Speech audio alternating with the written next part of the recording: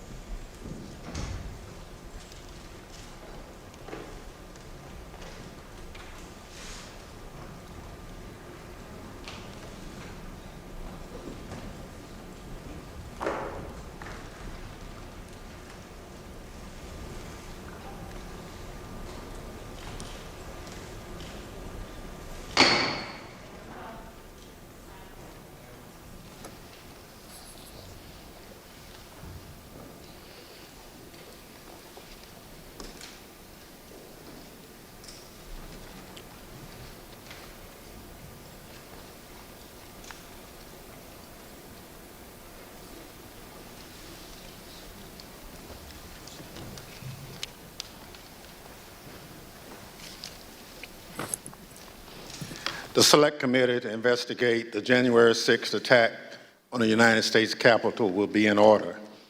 Without objection, the Chair is authorized to declare the committee in recess at any point.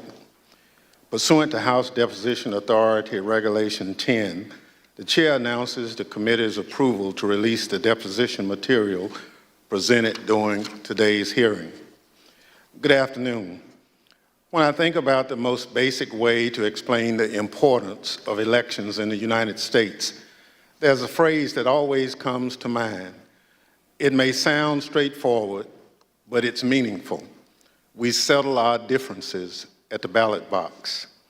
Sometimes my choice prevails, sometimes yours does, but it's that simple. We cast our votes, we count the votes. If something seems off with the results, we can challenge them in court, and then we accept the results. When you're on the losing side, that doesn't mean you have to be happy about it. And in the United States, there's plenty you can do and say so. You can protest, you can organize, you can get ready for the next election to try to make sure your side has a better chance the next time the people settle their differences at the ballot box. But you can't turn violent. You can't try to achieve your desired outcome through force or harassment or intimidation. Any real leader who sees their supporters going down that path, approaching that line, has a responsibility to say, stop. We gave it our best. We came up short. We try again next time, because we settle our differences at the ballot box. On December 14, 2020, the presidential election was officially over. The Electoral College had cast its vote. Joe Biden was the president-elect of the United States. By that point, many of Donald Trump's supporters were already convinced that the election had been stolen, because that's what Donald Trump had been telling them. So what Donald Trump was required to do in that moment, what would have been required of any American leader, was to say, we did our best and we came up short. He went the opposite way. He seized on the anger he had already stoked among his most loyal supporters, and as they approached the line, he didn't wave them off, he urged them on. Today, the committee will explain how, as a part of his last-ditch effort to overturn the election and block the transfer of power, Donald Trump summoned a mob to Washington, D.C., and ultimately spurred that mob to wage a violent attack on our democracy. Our colleagues, Ms. Murphy of Florida and Mr. Raskin of Maryland, will lay out this story. First, I'm pleased to recognize our distinguished Vice Chair, Ms. Cheney of Wyoming, for any opening comments she'd care to offer. Thank you very much, Mr. Chairman. Our committee did not conduct a hearing last week, but we did conduct an on-the-record interview of President Trump's former White House counsel, Pat Cipollone. If you have watched these hearings, you've heard us call for Mr. Cipollone to come forward to testify. He did, and Mr. Cipollone's testimony met our expectations. We will save for our next hearing President Trump's behavior during the violence of January 6th. Today's hearing will take us from December 14th, 2020, when the Electoral College met and certified the results of the 2020 presidential election, up through the morning of January 6th. You will see certain segments of Pat Cipollone's testimony today. We will also see today how President Trump summoned a mob to Washington and how the president's stolen election lies provoked that mob to attack the Capitol. And we will hear from a man who was induced by President Trump's lies to come to Washington and join the mob, and how that decision has changed his life. Today's hearing is our 7th. We have covered significant ground over the past several weeks, and we have also seen a change in how witnesses and lawyers in the Trump orbit approach this committee. Initially, their strategy in some cases appeared to be to deny and delay. Today, there appears to be a general recognition that the committee has established key facts, including that virtually everyone close to President Trump, his Justice Department officials, his White House advisors, his White House counsel, his campaign, all told him the 2020 election was not stolen. This appears to have changed the strategy for defending Donald Trump. Now the argument seems to be that President Trump was manipulated by others outside the administration, that he was persuaded to ignore his closest advisors, and that he was incapable of telling right from wrong. This new strategy is to try to blame only John Eastman or Sidney Powell or Congressman Scott Perry or others, and not President Trump. In this version, the president was, quote, poorly served by these outside advisors. The strategy is to blame people his advisors called, quote, the crazies for what Donald Trump did. This, of course, is nonsense. President Trump is a 76-year-old man. He is not an impressionable child. Just like everyone else in our country, he is responsible for his own actions and his own choices. As our investigation has shown, Donald Trump had access to more detailed and specific information showing that the election was not actually stolen than almost any other American. And he was told this over and over again. No rational or sane man in his position could disregard that information and reach the opposite conclusion. And Donald Trump cannot escape responsibility by being willfully blind. Nor can any argument of any kind excuse President Trump's behavior during the violent attack on January 6th. As you watch our hearing today, I would urge you to keep your eye on two specific points. First, you will see evidence that Trump's legal team, led by Rudy Giuliani, knew that they lacked actual evidence of widespread fraud sufficient to prove that the election was actually stolen. They knew it, but they went ahead with January 6th anyway. And second, consider how millions of Americans were persuaded to believe what Donald Trump's closest advisors in his administration did not. These Americans did not have access to the truth like Donald Trump did. They put their faith and their trust in Donald Trump. They wanted to believe in him. They wanted to fight for their country, and he deceived them. For millions of Americans, that may be painful to accept, but it is true. Thank you, Mr. Chairman. I yield back. Without objection, the chair recognizes the gentlewoman from Florida, Ms. Murphy, and the gentleman from Maryland, Mr. Raskin, for opening statements.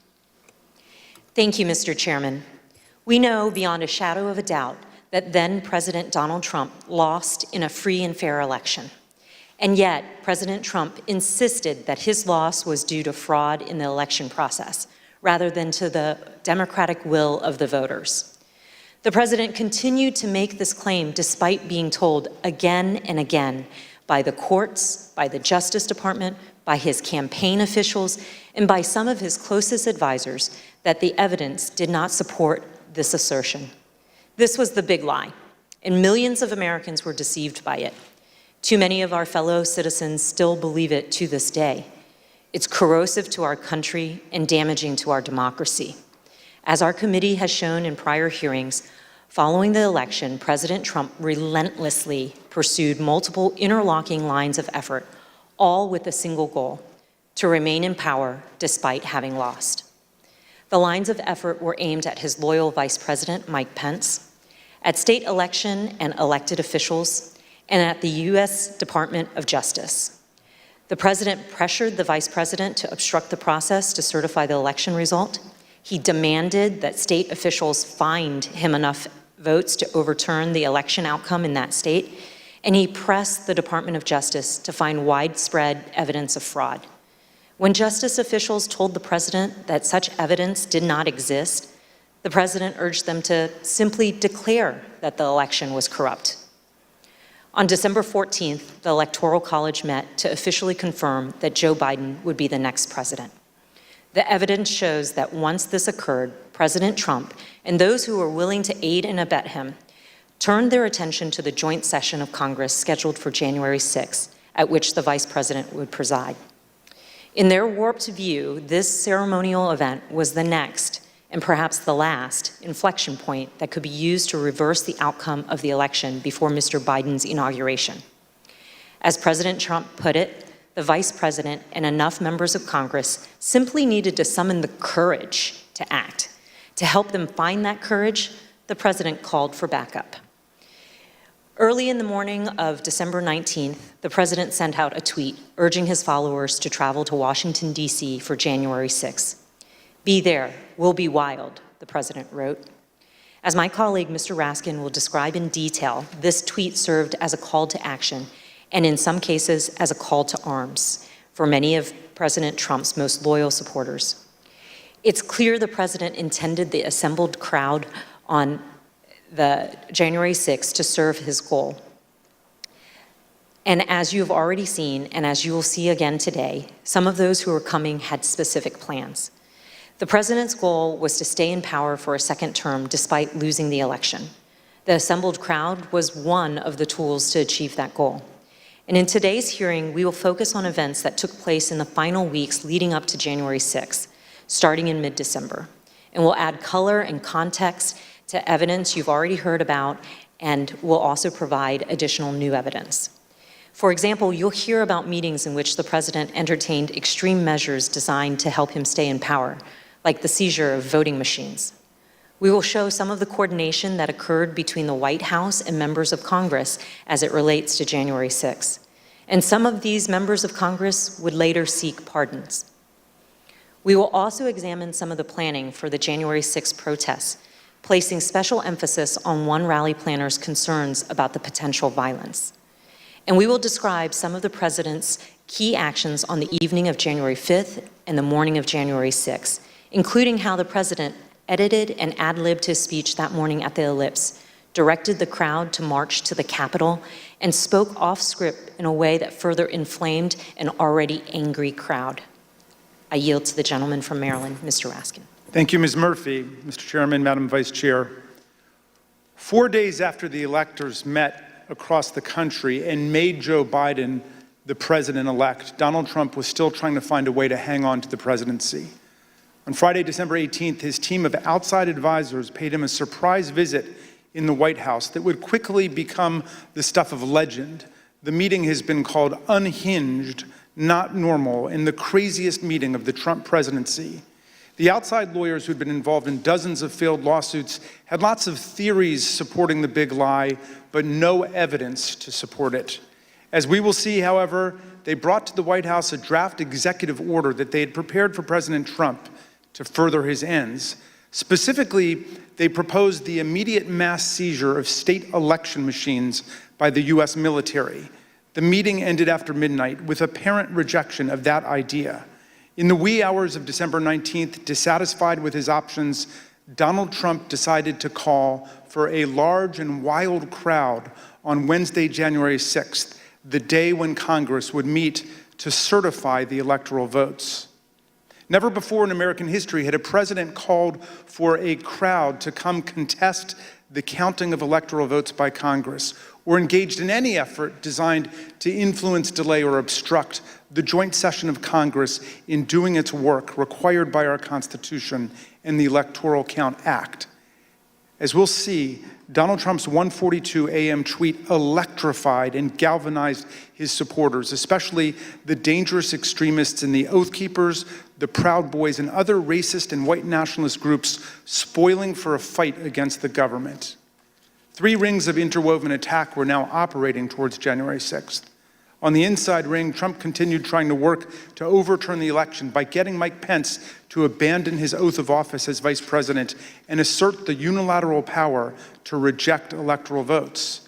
This would have been a fundamental and unprecedented breach of the Constitution that would promise Trump multiple ways of staying in office. Meanwhile, in the middle ring, members of domestic violent extremist groups created an alliance, both online and in person, to coordinate a massive effort to storm, invade, and occupy the Capitol. By placing a target on the joint session of Congress, Trump had mobilized these groups around a common goal, emboldening them, strengthening their working relationships, and helping build their numbers. Finally, in the outer ring, on January 6th, there assembled a large and angry crowd, the political force that Trump considered both the touchstone and the measure of his political power. Here were thousands of enraged Trump followers, thoroughly convinced by the big lie, who traveled from across the country to join Trump's wild rally to stop the steal.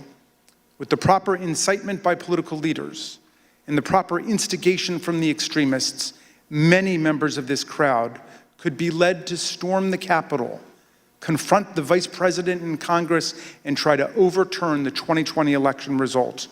All of these efforts would converge and explode on January the 6th.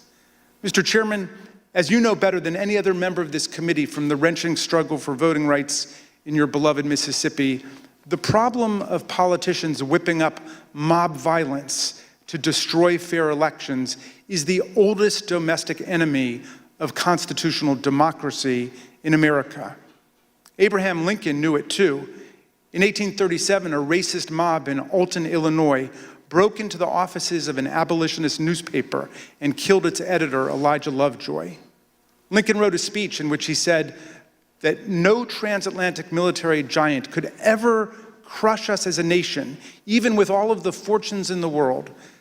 But if downfall ever comes to America, he said, we ourselves would be its author and finisher.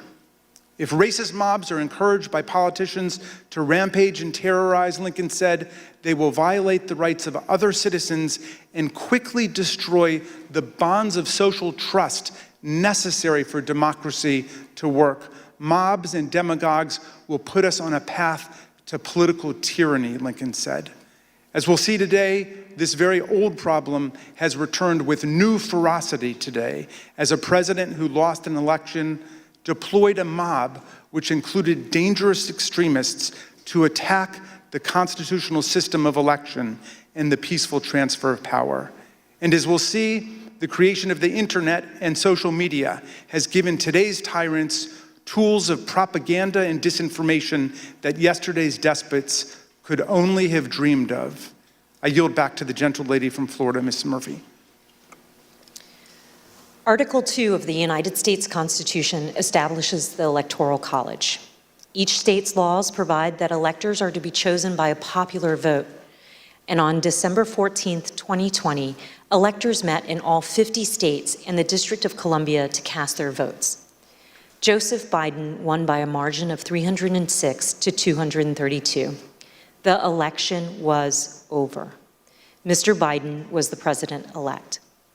Before the Electoral College met, Donald Trump and his allies filed dozens of legal challenges to the election, but they lost over and over again, including in front of multiple judges President Trump had nominated to the bench.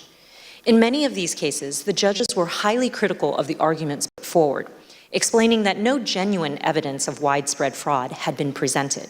For example, a federal judge in Pennsylvania said, "This court has been presented with strained legal arguments without merit and speculative accusations unsupported by evidence. In the United States of America, this cannot justify the disenfranchisement of a single voter, let alone all the voters of its sixth most populated state." On December 15th, after the Electoral College certified the outcome, the Republican Majority Leader in the Senate acknowledged Mr. Biden's victory. Yesterday, electors met in all 50 states. So as of this morning, our country has officially a president-elect and a vice president-elect. Many millions of us had hoped the presidential election would yield a different result. But our system of government has processes to determine who will be sworn in on January the 20th. The Electoral College has spoken. So today I want to congratulate President-elect Joe Biden. Even members of President Trump's cabinet and his White House staff understood the significance of his losses in the courts and the absence of evidence of fraud. They also respected the constitutional certification by the Electoral College. Many of them told President Trump that it was time to concede the election to Mr. Biden. For example, then Secretary of Labor Gene Scalia, an accomplished lawyer and the son of late Justice Scalia, called President Trump in mid-December and advised him to concede and accept the rulings of the courts. And so I had to put a call into the president. I might have called on the 13th. We spoke, I believe, on the 14th, in which I conveyed to him that I thought that it was time for him to acknowledge that President Biden had prevailed in the election. But I communicated to the president that when that legal process is exhausted and when the electors have voted, that's the point at which that outcome needs to be expected. I told him that I did believe, yes, that once those legal processes were run, if fraud had not been established that had affected the outcome of the election, then unfortunately I believed that what had to be done was concede the outcome. As you've seen in prior hearings, President Trump's Justice Department, his White House staff, and his campaign officials were repeatedly telling him that there was no evidence of fraud sufficient to change the outcome of the election. And last week, we conducted an 8-hour interview with President Trump's White House counsel, Pat Cipollone. You'll see a number of excerpts of that interview today and even more in our next hearing. Mr. Cipollone told us that he agreed with the testimony that there was no evidence of fraud sufficient to overturn the election. I want to start by asking if you agree, Mr. Cipollone, with the conclusions of Matt Morgan and Bill Barr, of all of the individuals who evaluated those claims, that there is no evidence of election fraud sufficient to undermine the outcome in any particular state. Yes, I agree with that. And Mr. Cipollone also specifically testified that he believed that Donald Trump should have conceded the election. Did you believe, Mr. Cipollone, that the president should concede once you made the determination based on the investigations that you credited DOJ did, that the campaign did? Did you, in your mind, form a belief that the president should concede the election loss at a certain point after the election? Well, again, I was the White House counsel. Some of those decisions are political. So to the extent that, but if your question is, did I believe he should concede the election at a point in time? Yes, I did. I believe Leader McConnell went onto the floor of the Senate, I believe in mid-December, and basically said, the process is done. That would be in line with my thinking on these things. As Attorney General Bill Barr testified, December 14th should have been the end of the matter. December 14th was the day that the states certified their votes and sent them to Congress. And in my view, that was the end of the matter. I didn't see, I thought that this would lead inexorably to a new administration Mr. Cipollone also testified that the president's chief of staff, Mark Meadows, said he shared this view. As early as that November 23rd meeting, we understand that there was discussion about the president possibly conceding the election. And specifically, we understand that Mark Meadows assured both you and Attorney General Barr that the president would eventually agree to a graceful exit. Do you remember Mr. Meadows making any such representation? Are you saying as part of that meeting or separately? Again, without getting into that meeting, I would say that that is a statement and a sentiment that I heard from Mark Meadows. I see. And again, do you know if it was on November 23rd or some point? Again, it was probably, around that time, and it was probably subsequent to that time. It wasn't a one-time statement. Mr. Meadows has refused to testify, and the committee is in litigation with him. But many other White House officials shared the view that once the litigation ended and the Electoral College met, the election was over. And here's President Trump's former press secretary. I wanted to clarify, Ms. McEnany, so back to my previous question, it was your view then, or was it your view, that the efforts to overturn the election should have stopped once the litigation was complete? In my view, upon the conclusion of litigation was when I began to plan for life after the administration. And this is what Ivanka Trump told us. December 14th was the day on which the Electoral College met, when these electors around the country met and cast the electoral votes consistent with the popular vote in each state. And it was obviously a public proceeding or a series of proceedings that President Biden had obtained the requisite number of electors. Was that an important day for you? Did that affect sort of your planning or your realization as to whether or not there was going to be an end of this administration? I think so. I think it was my sentiment probably prior as well. Judd Deere was a White House deputy press secretary. This was his testimony about what he told President Trump. I told him that my personal viewpoint was that the Electoral College had met, which is the system that our country is set under to elect a president and vice president. And I believed at that point that the means for him to pursue litigation was probably closed. And you recall what his response, if any, was? He disagreed. We've also seen this testimony from Attorney General Barr reflecting a view of the White House staff in late November 2020. And then at that point I left. And as I walked out of the Oval Office, Jared was there with Dan Scavino, who ran the president's social media, and who I thought was a reasonable guy and believe is a reasonable guy. And I said, how long is he going to carry on with this stolen election stuff? Where's this going to go? And by that time, Meadows had caught up with me and leaving the office, and caught up with me and said that he said, look, I think that he's becoming more realistic and knows that there's a limit to how far he can take this. And then Jared said, yeah, we're working on this. We're working on it. Likewise, in this testimony, Cassidy Hutchinson, an aide to Mark Meadows, described her conversations with President Trump's Director of National Intelligence, John Ratcliffe, a former Republican congressman.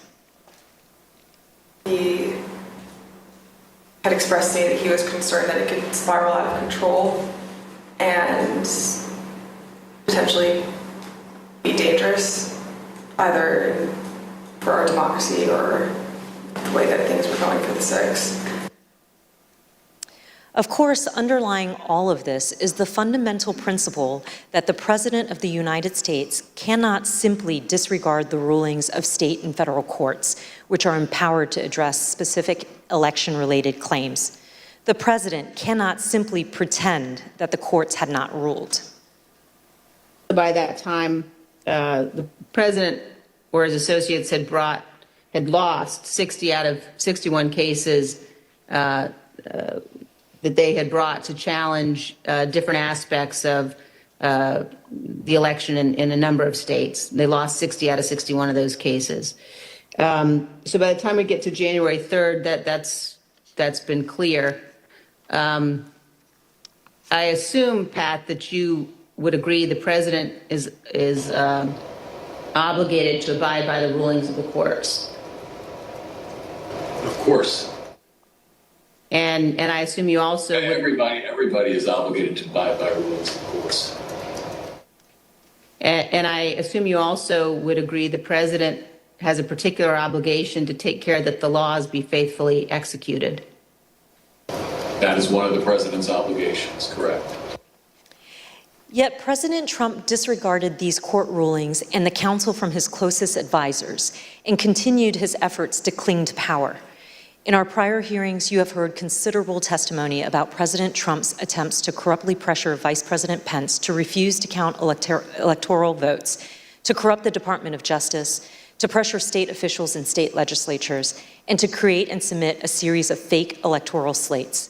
Now, we will show you what other actions President Trump was taking between December 14th, 2020 and January 6th. I yield to the gentleman from Maryland, Mr. Raskin. Thank you, Ms. Murphy. Throughout our hearings, you've heard how President Trump made baseless claims that voting machines were being manipulated by foreign powers in the 2020 election. You've also heard Trump's Attorney General, Bill Barr, describe such claims as complete nonsense, which he told the president. Let's review that testimony. I saw absolutely zero basis for the allegations, but they were made in such a sensational way that they obviously were influencing a lot of people, members of the public, that there was this systemic corruption in the system and that their votes didn't count and that these machines controlled by somebody else were actually determining it, which was complete nonsense. And it was being laid out there. And I told them that it was crazy stuff and they were wasting their time on that.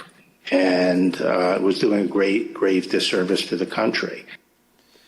We've learned that President Trump's White House counsel agreed with the Department of Justice about this.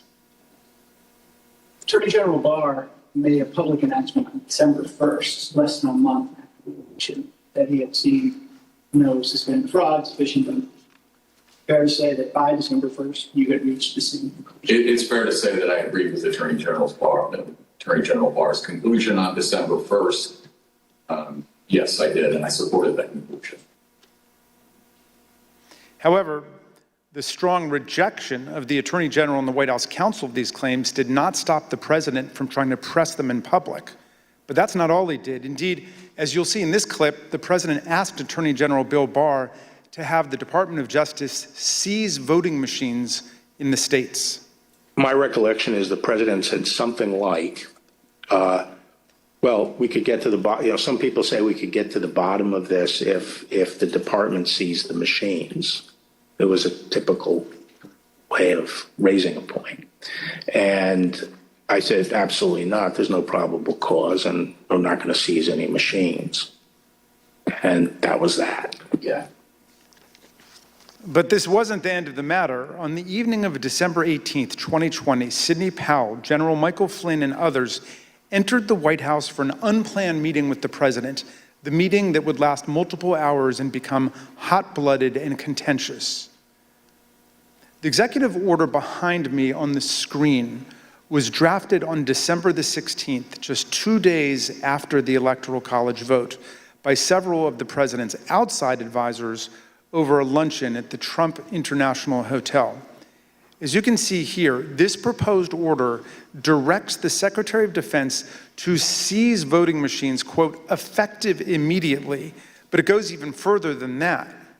Under the order, President Trump would appoint a special counsel with the power to seize machines and then charge people with crimes with all resources necessary to carry out her duties. The specific plan was to name Sidney Powell as special counsel, the Trump lawyer who had spent the post-election period making outlandish claims about Venezuelan and Chinese interference in the election, among others. Here's what White House counsel Pat Cipollone had to say about Sidney Powell's qualifications to take on such expansive authority. I don't think Sidney Powell would say that I thought it was a good idea to appoint her special counsel. I was vehemently opposed. I didn't think she should be appointed to anything. Sidney Powell told the president that these steps were justified because of her evidence of foreign interference in the 2020 election.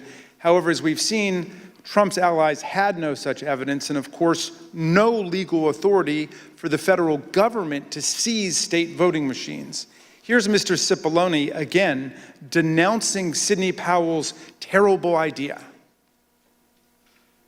There was a real question in my mind and a real concern, particularly after the Attorney General had reached a conclusion that there wasn't sufficient election fraud to change the outcome of the election. When other people kept suggesting that there was, the answer is, what is it? And at some point, you have to put up or shut up. That was my view. Why was this, on a broader scale, a bad idea for the country? To have the federal government seize voting machines, it's a terrible idea for the country. That's not how we do things in the United States. There's no legal authority to do that. And there is a way to contest elections, that happens all the time. But the idea that the federal government could come in and seize election machines, I don't understand why we even have to tell you why that's a bad idea for the country. It's a terrible idea. For all of its absurdity, the December 18th meeting was critically important because President Trump got to watch up close for several hours as his White House counsel and other White House lawyers destroyed the baseless factual claims and ridiculous legal arguments being offered by Sidney Powell, Mike Flynn, and others. President Trump now knew all these claims were nonsense, not just from his able White House lawyers, but also from his own Department of Justice officials and indeed his own campaign officials. As White House counsel Pat Cipollone told us, with respect to the whole election fraud issue, to me, it's sort of, if you're going to make those kind of claims, and people were open to them early on because people were making all sorts of claims, and the real question is, show the evidence, okay? It wasn't just the Justice Department, the Trump campaign, and the Trump White House lawyers who knew it. Even Rudy Giuliani's own legal team admitted that they did not have any real evidence of fraud sufficient to change the election result.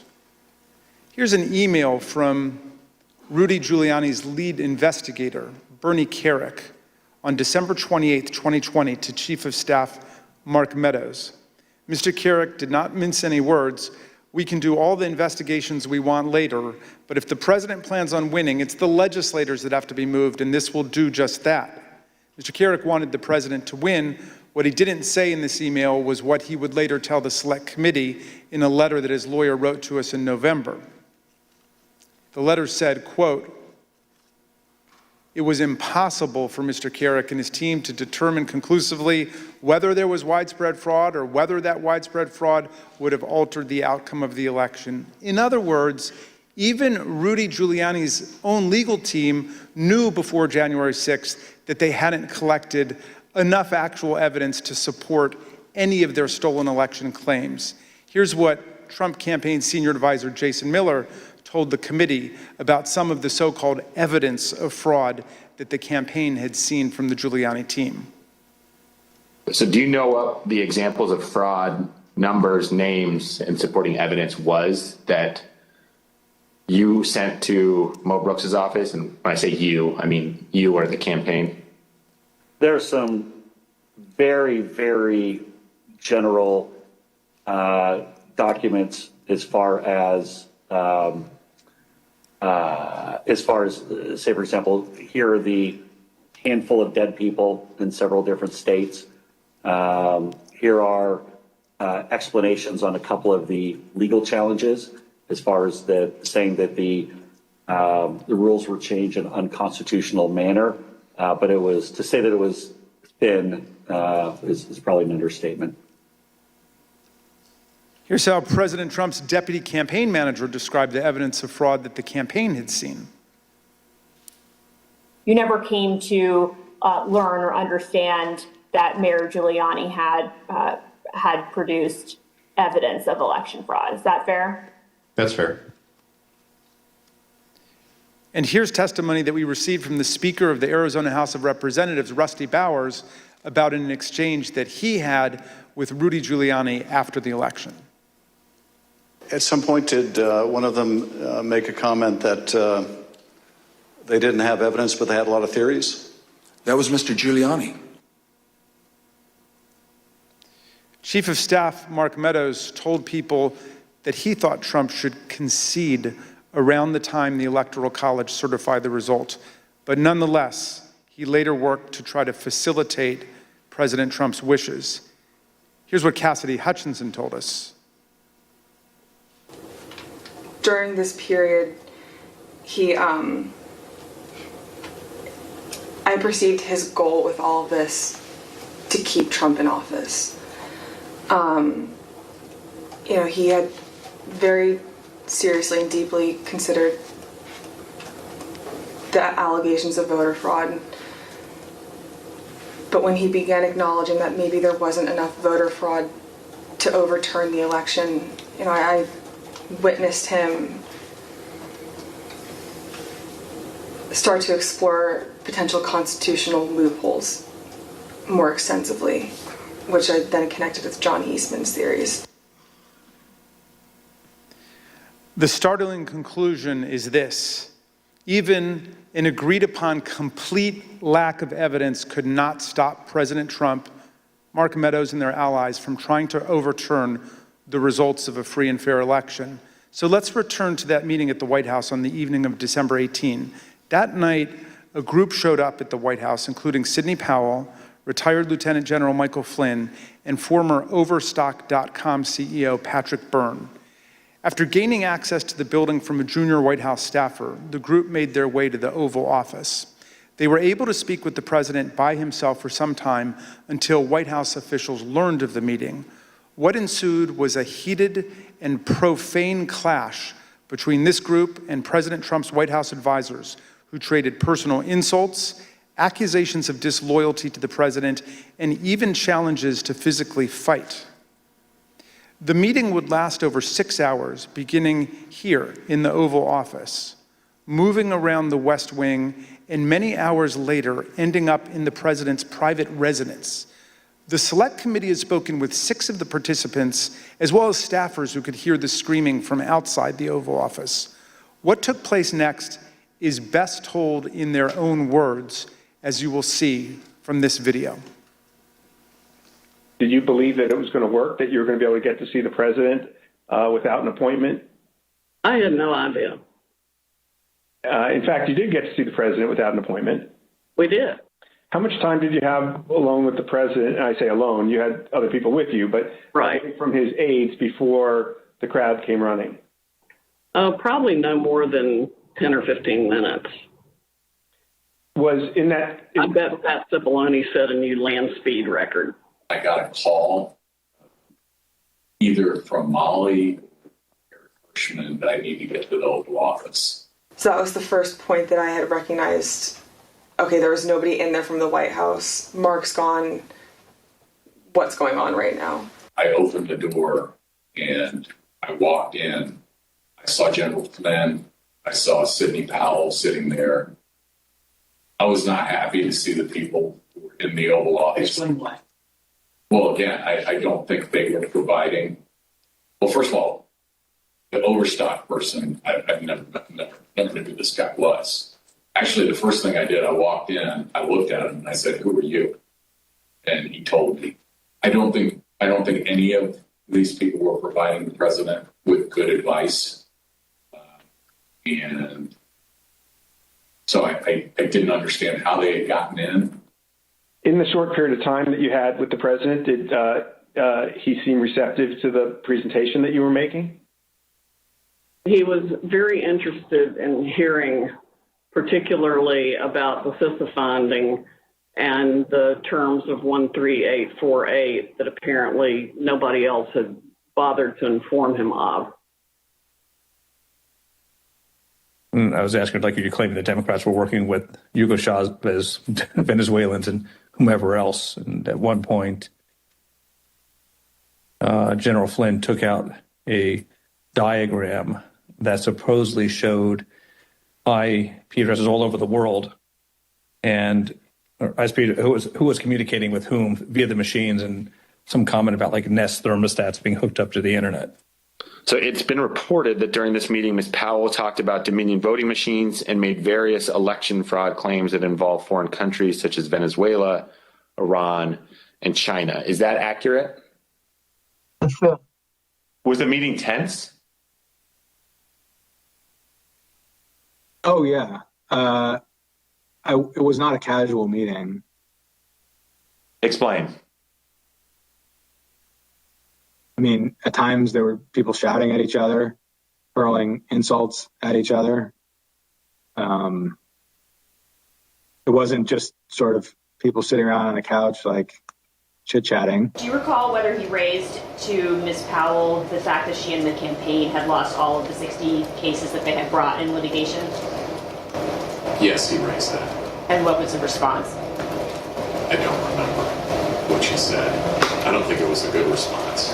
Cipollone and Hirschman and whoever the other guy was showed nothing but contempt and disdain of the president. Yeah, I remember the three of them were really sort of forcefully attacking me verbally. Derek, and we were pushing back, and we were asking one simple question as a general matter. Where is the evidence? So, what response did you get when you asked Ms. Powell and her colleagues, where's the a variety of responses based on my current recollection, including, can't believe you would say something like, things like this, like, what do you mean, where's the evidence? You should know, and things like that, or, a disregard, I would say, a general disregard for the importance of actually backing up what you say with facts. And, then there was discussion of, well, we don't have it now, but we will have it or whatever. I mean, if it had been me sitting in his chair, I would have fired all of them that night and had them escorted out of the building. But Derek and I both challenged what she was saying. And she says, well, the judges are corrupt. And I was like, everyone? Every single case that you've done in the country you guys lost, every one of them is corrupt, even the ones we appointed? And I'm being nice. I was much more harsh to her. So one of the other things that's been reported that was said during this meeting was that President Trump told White House lawyers, Mr. Hirschman and Mr. Cipollone, that they weren't offering him any solutions, but Ms. Powell and others were. So why not try what Ms. Powell and others were proposing? Do you remember anything along those lines being said by President Trump? I do. That sounds right. I think that it got to the point where the screaming was completely out there. I mean, you get people walk in, it was late at night, it had been a long day, and what they were proposing, I thought was nuts. I'm going to categorically describe it as, you guys are not tough enough. Or maybe I put it another way, you're a bunch of pussies. Excuse the expression, but I'm almost certain the word was used. Flynn screamed at me that I was a quitter and everything, kept on standing up and turning around and screaming at me. And then at a certain point I had it with him. So I yelled back. I had to come over. Or sit your effing ass back down. The president and the White House team went upstairs to the residence, but to the public part of the residence, the big parlor where you can have meetings in the conference room. Oval? They call that the yellow oval? Yes, exactly, the yellow oval office. I always called it the upper. And I'm not exactly sure where the Sydney group went. I think maybe the Roosevelt room. and I stayed in the cabinet room, which is kind of cool. I really like that. All by myself. At the end of the day, we landed where we started the meeting, at least from a structural standpoint, which was Sidney Powell was fighting, Mike Flynn was fighting. They were looking for avenues that would result in President Trump remaining President Trump for a second term. The meeting finally ended after midnight. Here are text messages sent by Cassidy Hutchinson during and after the meeting. As you can see, Ms. Hutchinson reported that the meeting in the West Wing was unhinged. The meeting finally broke up after midnight. During the early morning of December 19, Cassidy Hutchinson captured the moment of Mark Meadows escorting Rudy Giuliani off the White House grounds to, quote, make sure he didn't wander back into the mansion. Certain accounts of this meeting indicate that President Trump actually granted Ms. Powell's security clearance and appointed her to a somewhat ill-defined position of special counsel.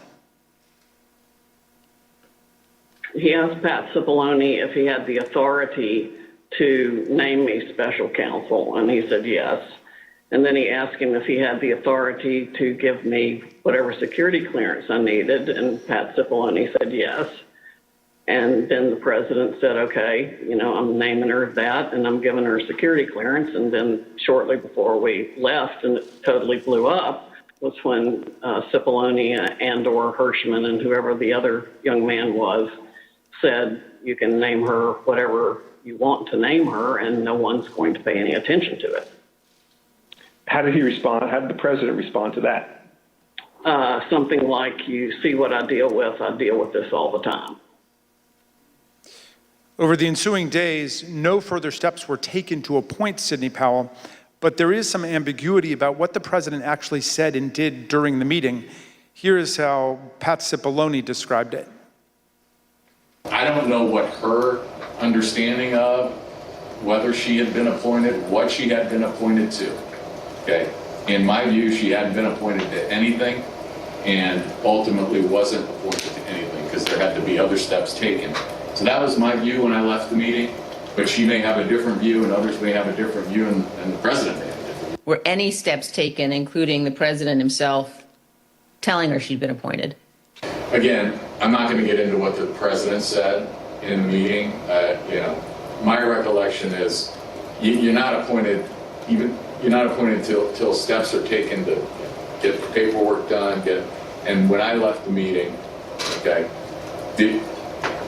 I guess what I'm trying to say is I'm not going to get into what the president said or said he wanted. Mr. Cipollone, when the matter continued to flare up over the next several days, was it your understanding that Sidney Powell was still seeking an appointment, or that she was asserting that she had been appointed by the president at the December 18 meeting? Now that you mention it, probably both. In terms of I think she may have been of the view that she had been appointed and was seeking to, get that done, and that she should be appointed. As you listen to these clips, remember that Ms. Powell, the person who President Trump tried to make special counsel, was ultimately sanctioned by a federal court and sued by Dominion Voting Systems for defamation.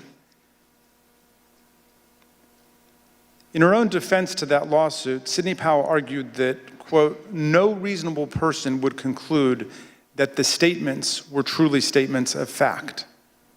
Not long after Sidney Powell, General Flynn, and Rudy Giuliani left the White House in the early hours of the morning, President Trump turned away from both his outside advisors' most outlandish and unworkable schemes and his White House counsel's advice to swallow hard and accept the reality of his loss. Instead, Donald Trump issued a tweet that would galvanize his followers, unleash a political firestorm, and change the course of our history as a country.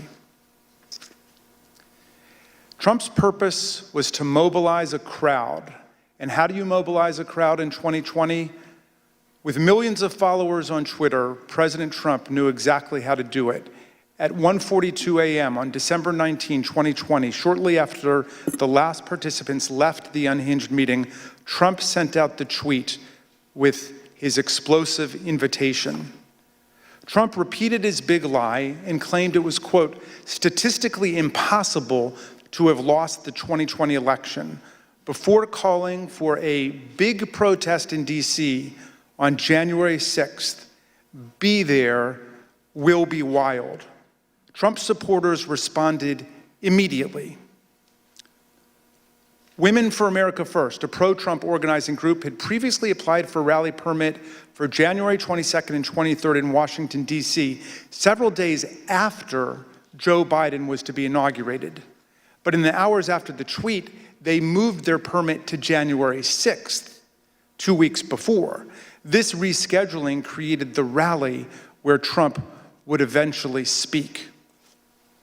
The next day, Ali Alexander, leader of the Stop the Steal organization and a key mobilizer of Trump supporters, registered wildprotest.com, named after Trump's tweet.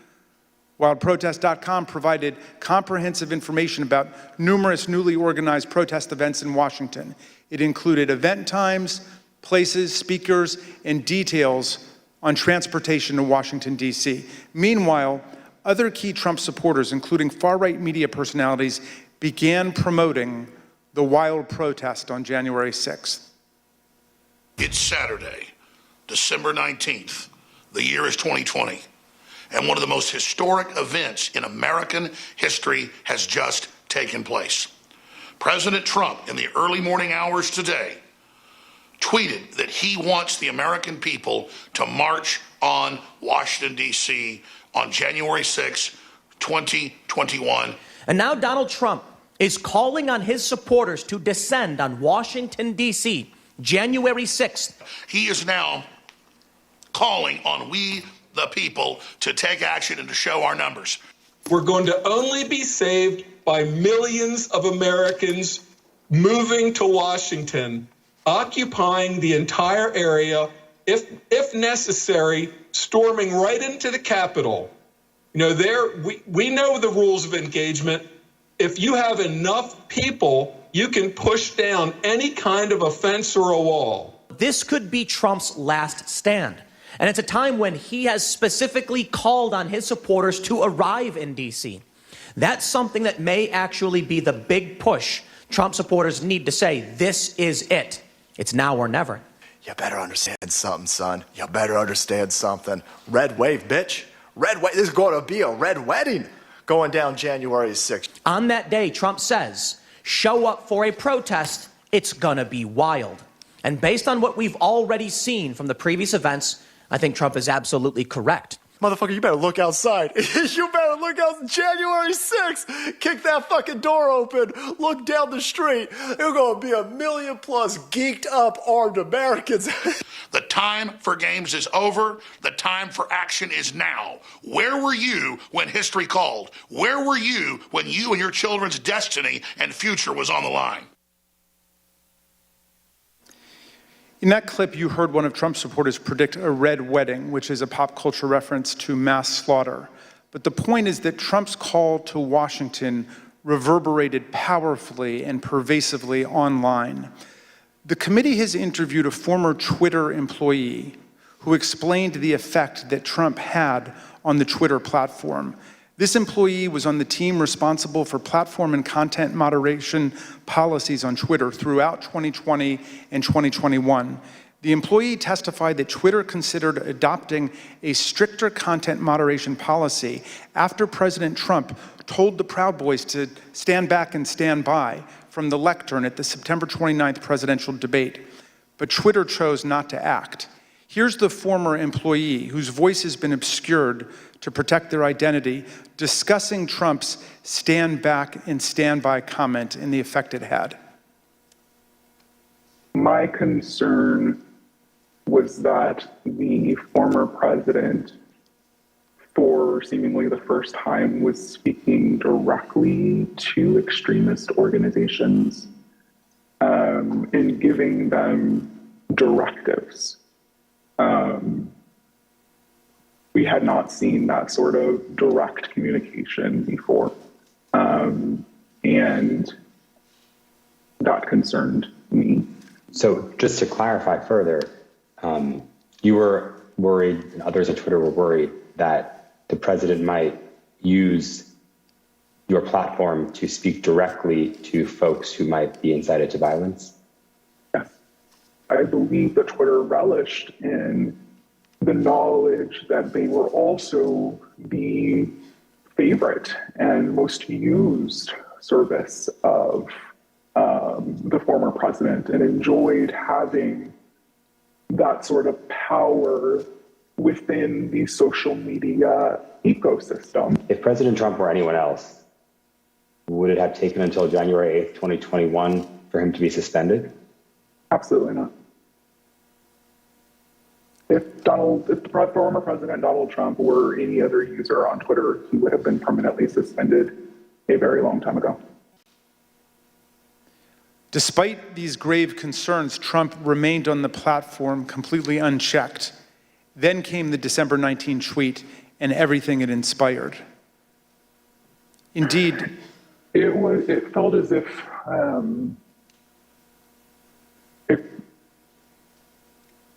a mob was being organized, and they were gathering together their weaponry and their logic and their reasonings behind why they were prepared to fight prior to December 19th. Again, it was vague. It was non-specific, but very clear that individuals were ready, willing, and able to take up arms.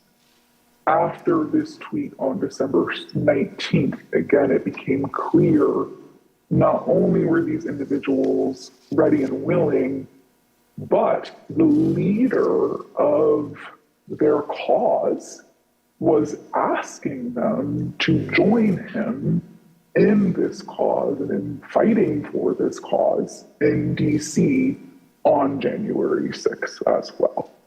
I will also say what shocked me was the responses to these tweets, right? So these were a lot of the locked and loaded, stand back, stand by, those tweets were in response to Donald Trump saying things like this, right? So there would be a response that said, big protests in DC on January 6th, be there, be wild, and someone would respond and say, I'm locked and loaded and ready for Civil War Part 2, right?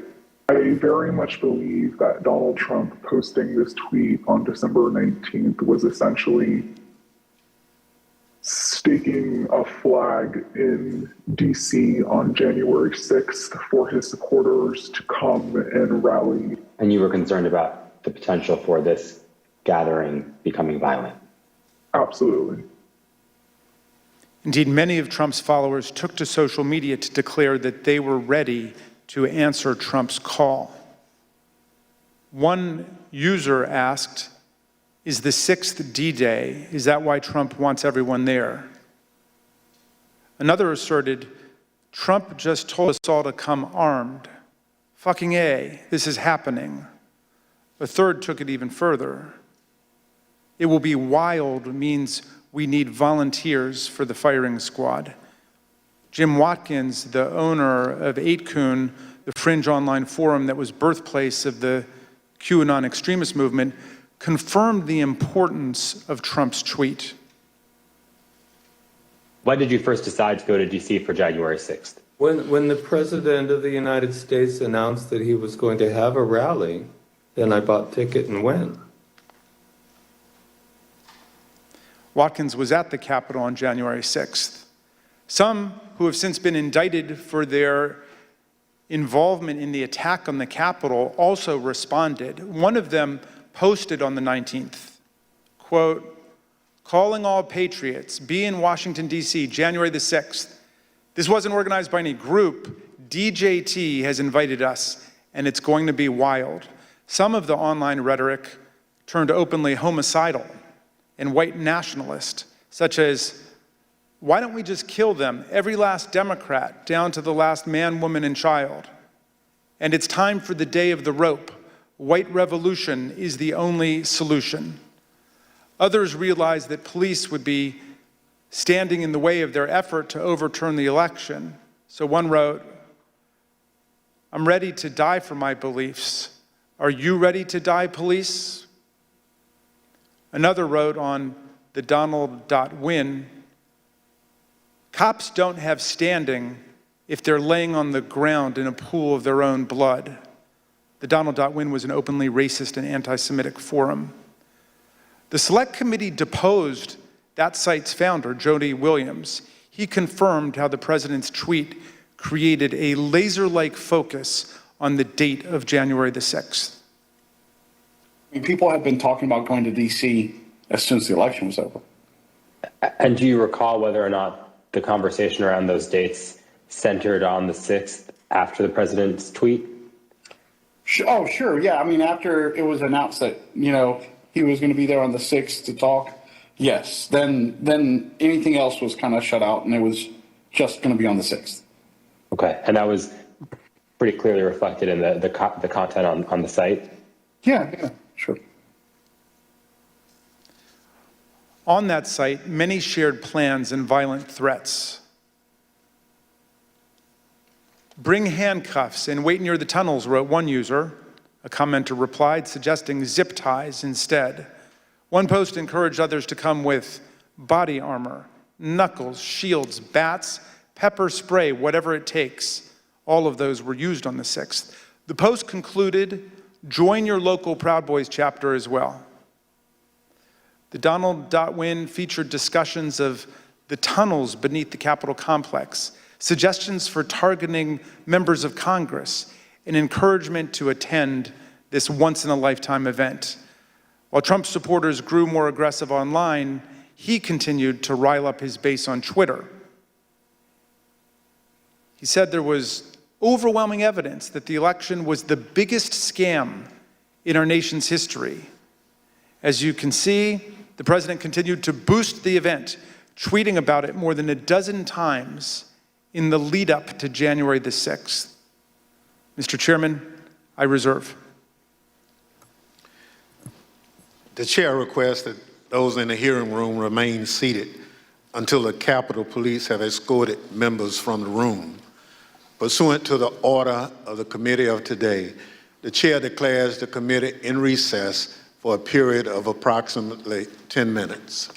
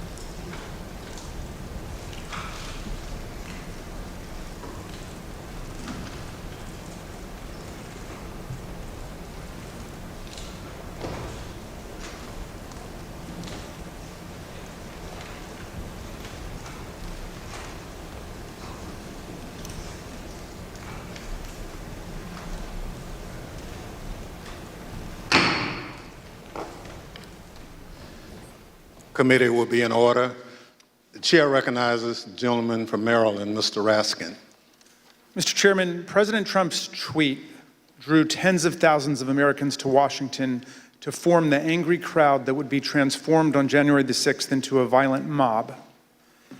Dr. Donnell Harvin, who was the Chief of Homeland Security and Intelligence for D.C., told the committee how his team saw Trump's December 19th tweet unite violent groups across the spectrum on the far right. We got derogatory information from OSINT suggesting that some very, very violent individuals were organizing to come to D.C. And not only were they organizing to come to D.C., but they were these groups, these non-aligned groups were aligning. And so all the red flags went up at that point.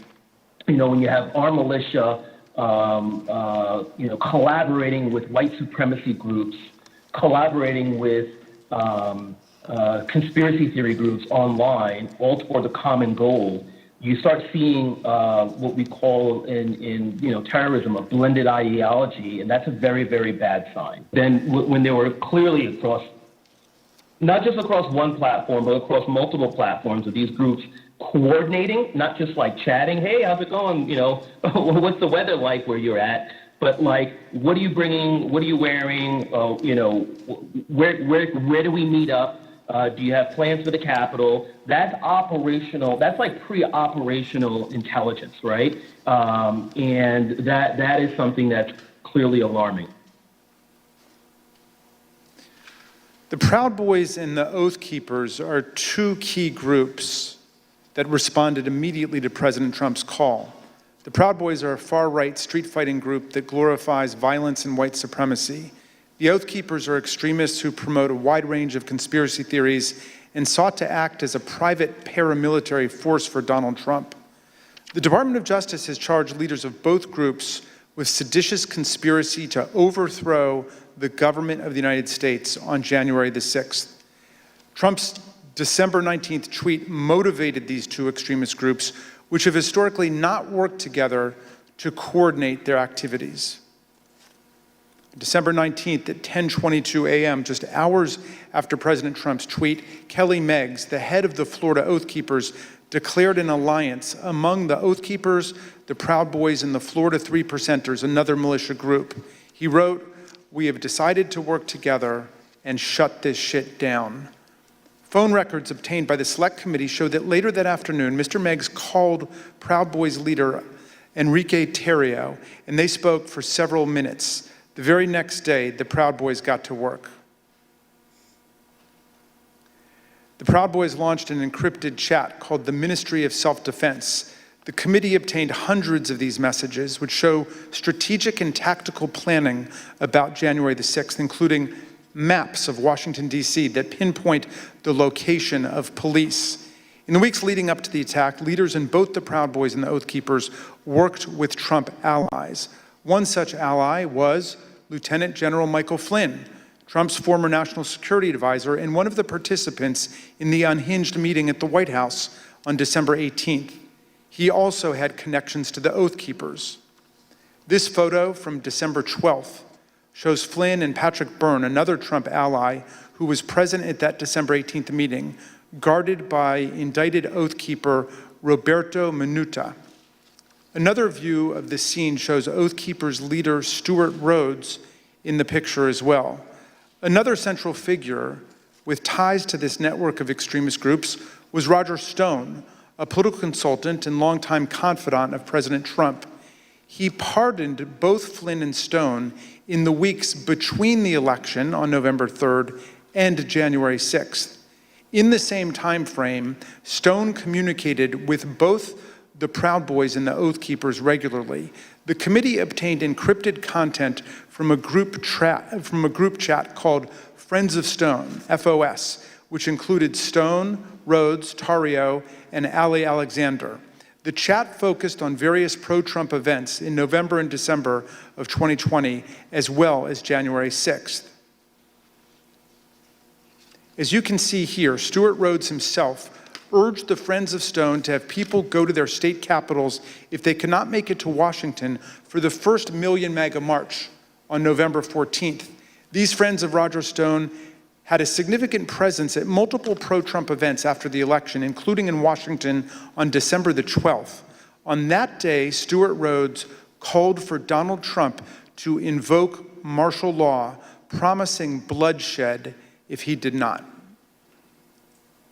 He needs to know from you that you are with him, that he does not do it now while he is commander-in-chief. We're going to have to do it ourselves later in a much more desperate, much more bloody war.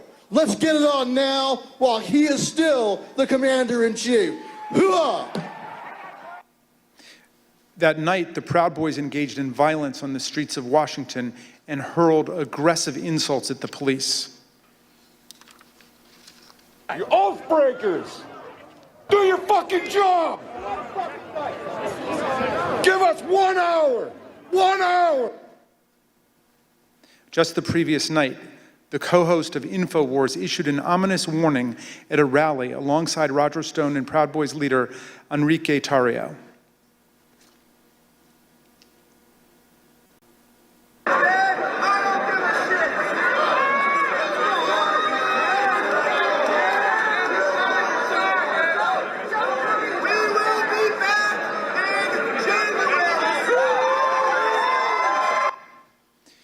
Encrypted chats obtained by the Select Committee showed that Kelly Meggs, the indicted leader of the Florida Oath Keepers, spoke directly with Roger Stone about security on January 5th and 6th. In fact, on January 6th, Stone was guarded by 2 Oath Keepers who have since been criminally indicted for seditious conspiracy. One of them later pleaded guilty, and according to the Department of Justice, admitted that the Oath Keepers were ready to use, quote, lethal force if necessary against anyone who tried to remove President Trump from the White House, including the National Guard. As we've seen, the Proud Boys were also part of the Friends of Stone network. Stone's ties to the Proud Boys go back many years. He's even taken their so-called fraternity creed, required for the first level of initiation to the group.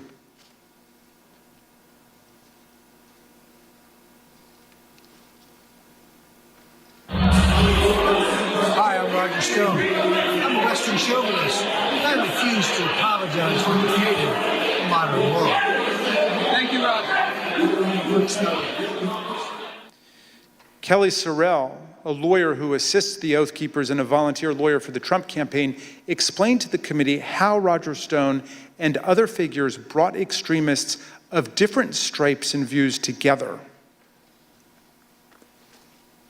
You mentioned that Mr. Stone wanted to start the Stop the Steal series of rallies.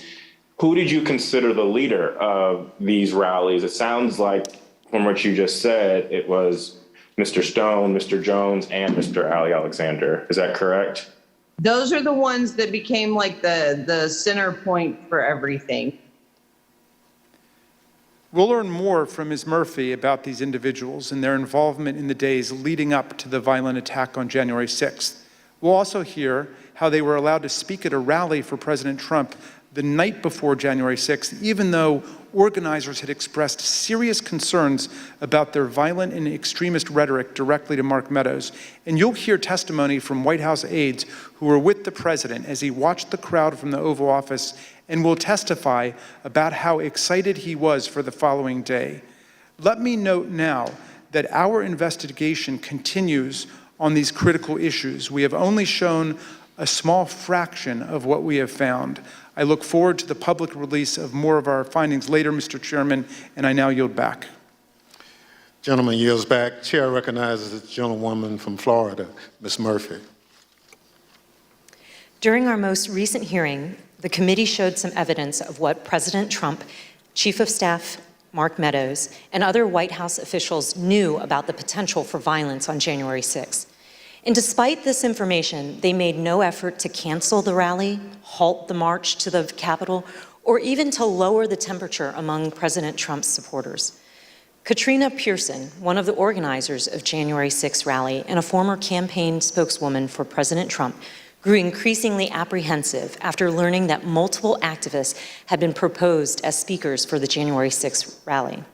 These included some of the people we discussed earlier in this hearing: Roger Stone, a longtime outside advisor to President Trump.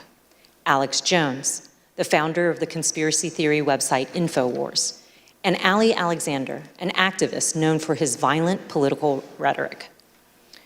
On December 30th, Ms. Pearson exchanged text messages with another key rally organizer about why people like Mr. Alexander and Mr. Jones were being suggested as speakers at the president's rally on January 6th.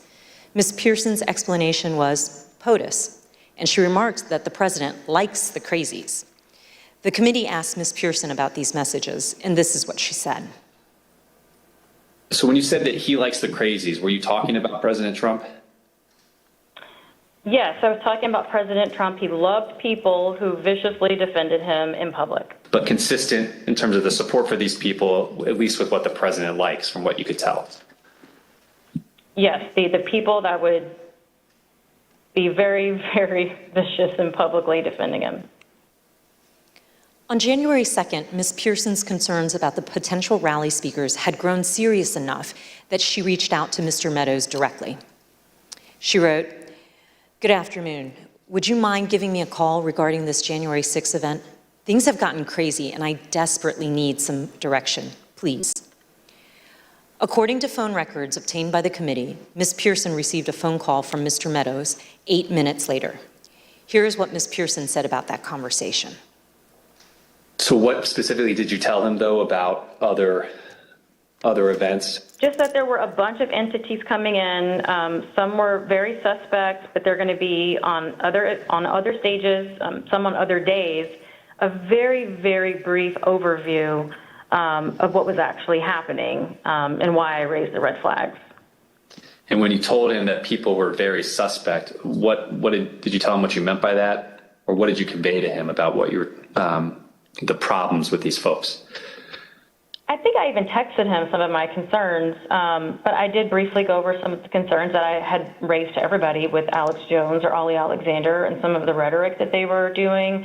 I probably mentioned to him that they had already caused trouble at other capitals or at the previous event, the previous march that they did for protesting, and I just had a concern about it. Ms. Pearson was especially concerned about Ali Alexander and Alex Jones because in November 2020, both men and some of their supporters had entered the Georgia state capitol to protest the results of the 2020 election.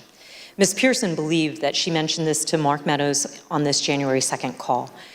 Notably, January 2nd is the same day on which, according to Cassidy Hutchinson, Mr. Meadows warned her of that things might get real bad on January 6th. After her January 2nd call with Mr. Meadows, Katrina Pearson sent an email to fellow rally organizers. She wrote, "POTUS expectations are to have something intimate at the Ellipse and call on everyone to march to the Capitol."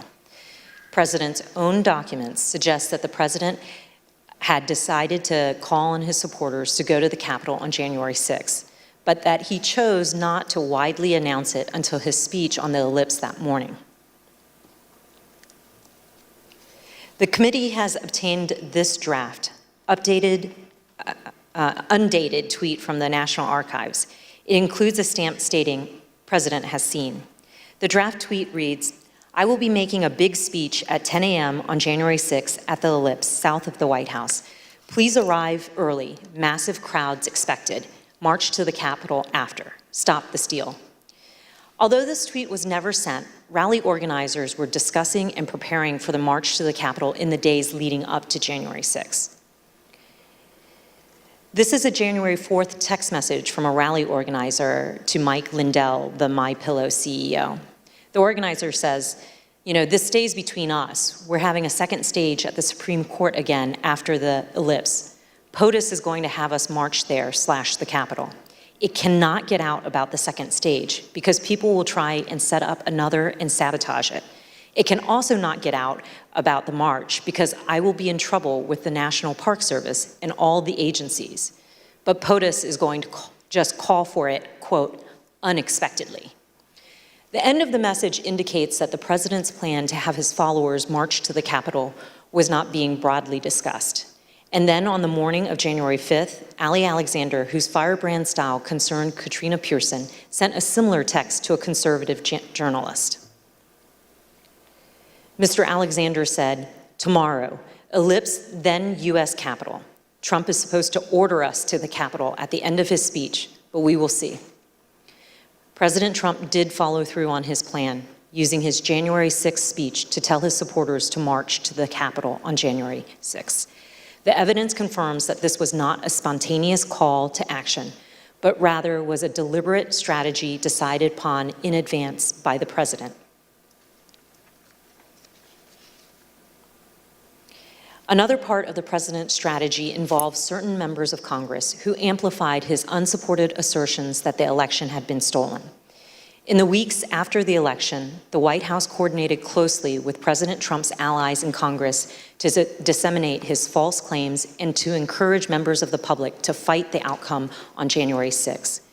We know that the president met with various members to discuss January 6 well before the joint session.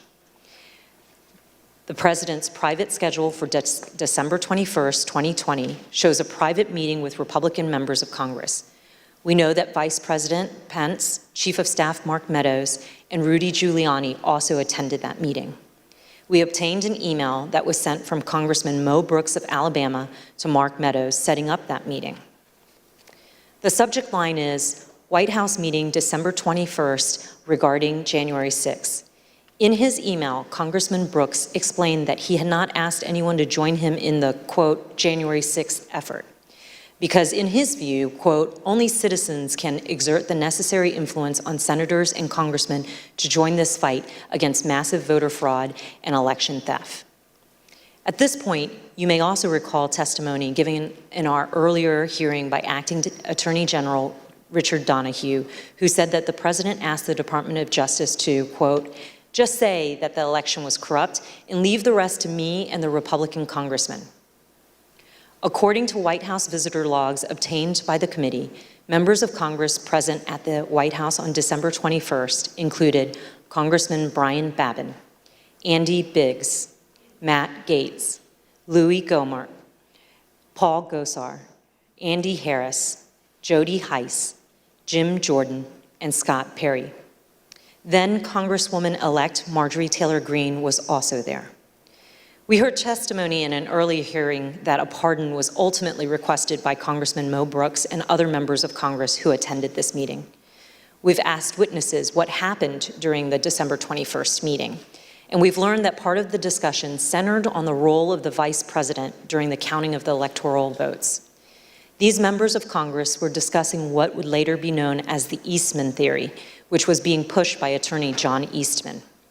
In one of our earlier hearings, you heard in great detail that President Trump was trying to convince Vice President Pence to do something illegal. His White House counsel confirmed all of that in testimony last week. Your view, Mr. Cipollone, upon those discussions with Mr. Philbin, with Greg Jacob, what was your assessment as to what the Vice President could or could not do at the joint session?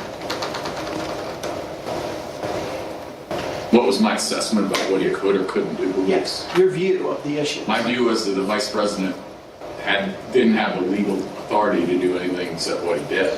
They both told us, Mr. Philbin and Mr. Jacob, that they looked very closely at the Eastman memos, the Eastman theory, and thought that it had no basis, that it was not a strategy that the president should pursue. It sounds like that's consistent with your impression as well. My impression would have been informed certainly by them.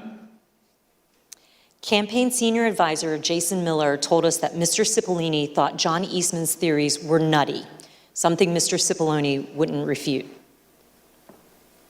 We received testimony from various people about this. One was Jason Miller, who was a campaign, said that the way it was communicated to me was that Pat Cipollone thought the idea was nutty, and at one point confronted Eastman basically with the same sentiment.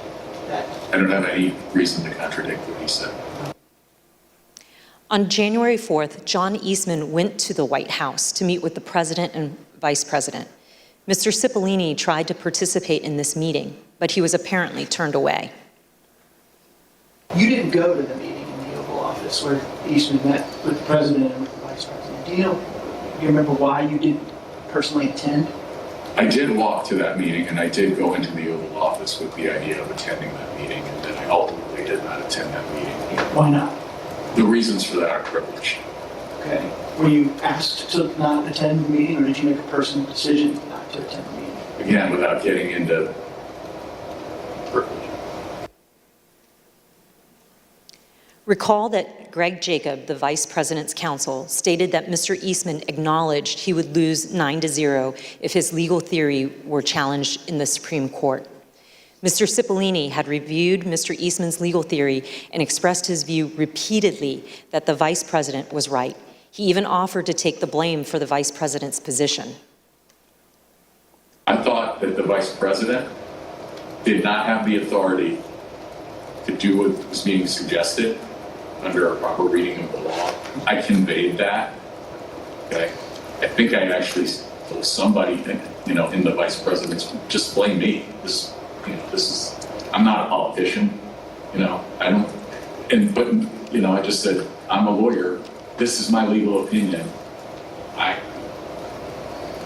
But let me tell you this. Can I say a word about the vice president? Please. I think the vice president did the right thing. I think he did the courageous thing. I have a great deal of respect for Vice President Pence. I worked with him very closely. I think he understood my opinion. I think he understood my opinion afterwards as well. I think he did a great service to this country. And I think I suggested to somebody that he should be given the Presidential Medal of Freedom for his actions. Earlier this year, a federal district court judge concluded that President Trump and Mr. Eastman, relying on Mr. Eastman's theory, more likely than not violated multiple federal criminal laws in their pressure campaign against the vice president. Also recall earlier in this hearing, we saw that Rudy Giuliani's team did not have actual evidence of fraud sufficient to change the result of the election. That's important because as January 6th approached, the Republican members of the House and Senate were looking for reason to object to the electors, and no real evidence was ever given to them. And we know that Republican members of the House received a memorandum from the chairwoman of the House Republican Caucus in the days before January 6, explaining in detail the many constitutional and legal problems with objections and describing the principal judicial rulings dismissing the claims of widespread fraud. But their plan to object to the certification of the election on January 6 went forward anyway. The next day, on January 5th, the day before the attack on the Capitol, tens of thousands of people converged on Washington. While certain close associates of President Trump privately expressed concerns about what would occur on January 6, other members of the president's inner circle spoke with great anticipation about the events to come. The committee has learned from the White House phone logs that the president spoke to Steve Bannon, his close advisor, at least twice on January 5th. The first conversation they had lasted for 11 minutes. Listen to what Mr. Bannon said that day after the first call he had with the president.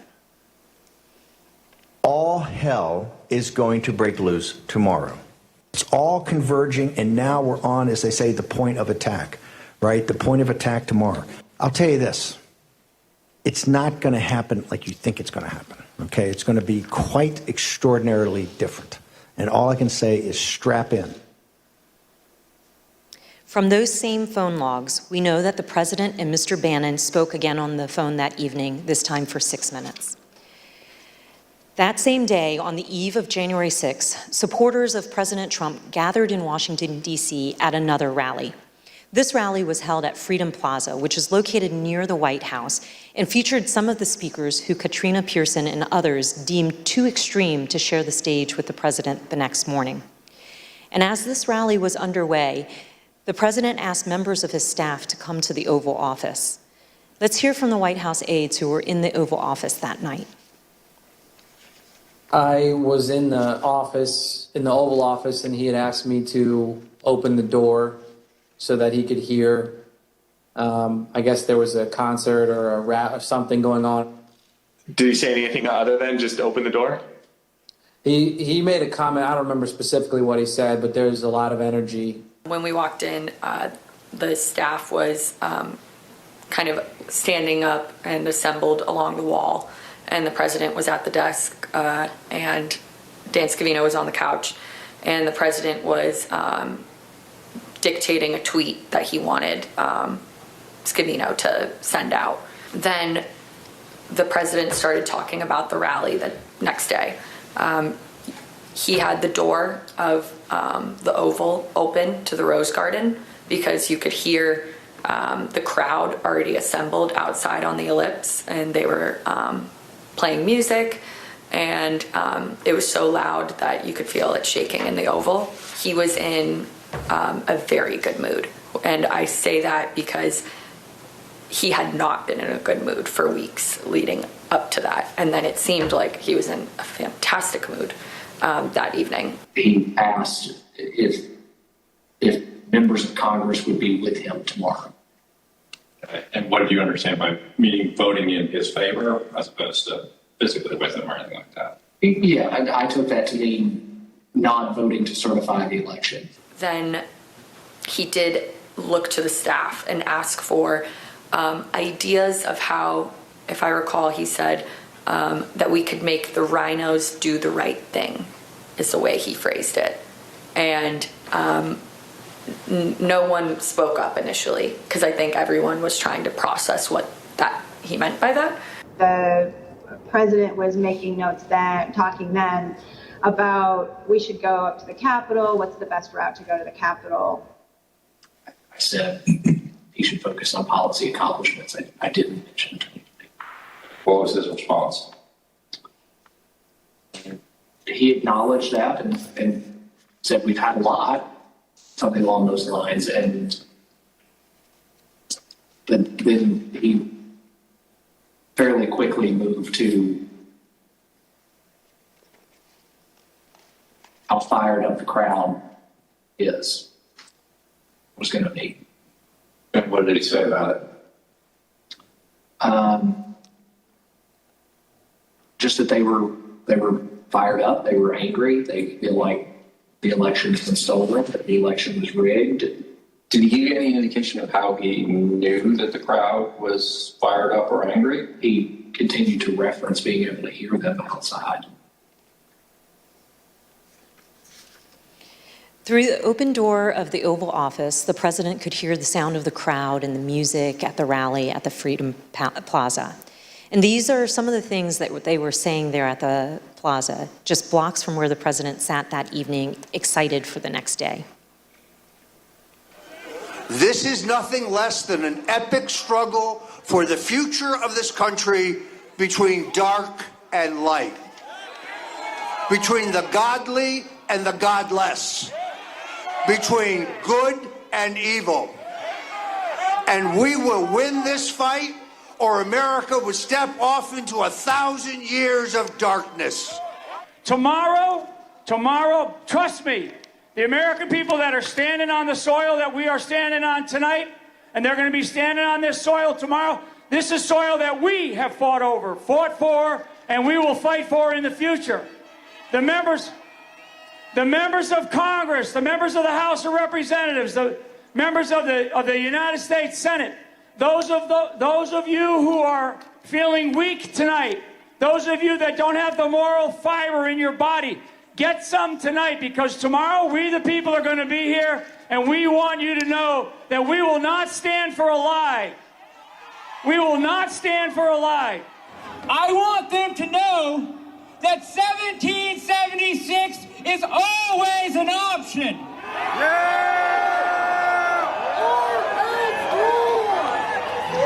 These degenerates in the deep state are going to give us what we want, or we are going to shut this country down. It's 1776! 1776! 1776! 1776! At 5:05 p.m., as the Freedom Plaza rally was underway just blocks away, President Trump tweeted, "Washington is being inundated with people who don't want to see an election victory stolen by emboldened radical left Democrats. Our country has had enough. They won't take it anymore. To the crowds gathering in D.C., he added, "We hear you and love you from the Oval Office." The committee has learned that on January 5th, there were serious concerns at Twitter about the anticipated violence the next day. Listen to what the Twitter witness told us about their desperate efforts to get Twitter to do something. What was your gut feeling on the night of January 5th? I believe I sent a Slack message to someone that said something along the lines of, when people are shooting each other tomorrow, I will try and rest in the knowledge that we tried. And so I went to, I don't know that I slept that night, to be honest with you. I was on pins and needles because, again, for months I had been begging and anticipating and attempting to raise the reality that if we made no intervention into what I saw occurring, people were going to die. And on January 5th, I realized no intervention was coming. And even as hard as I had tried to create one or implement one, there was nothing, and we were at the whims and the mercy of a violent crowd that was locked and loaded.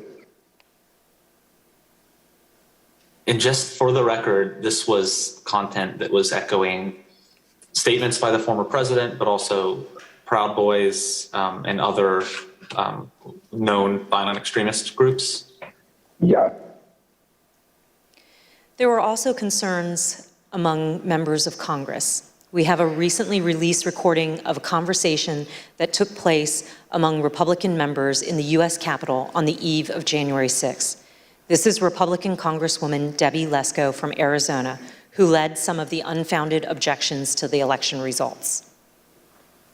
I also asked leadership to come up with a safety plan for members. I'm actually very concerned about this because we have who knows how many hundreds of thousands of people coming here. We have Antifa. We also have, quite honestly, Trump supporters who actually believe that we are going to overturn the election. And when that doesn't happen, most likely will not happen, they are going to go nuts. That same evening, as President Trump listened to the rally from the Oval Office, he was also working on his speech to be delivered the next day.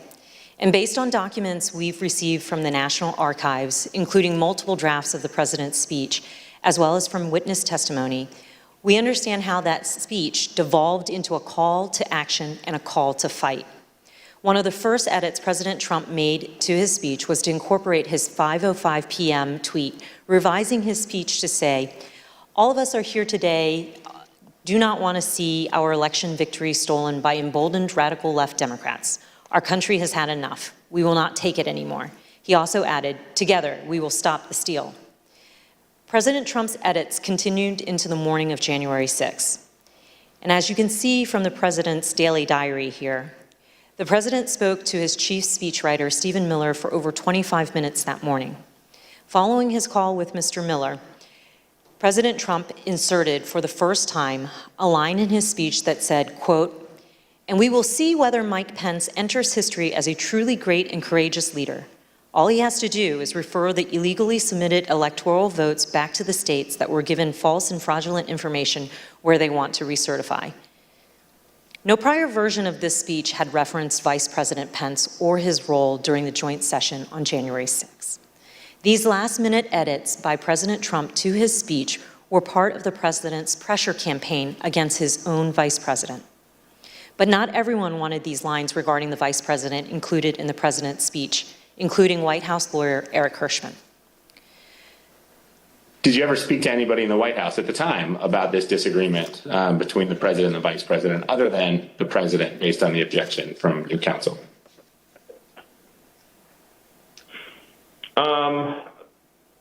Maybe had a brief conversation about it with Eric Hirschman. Tell me about that. What do you remember him saying to you about this disagreement? I just remember him saying that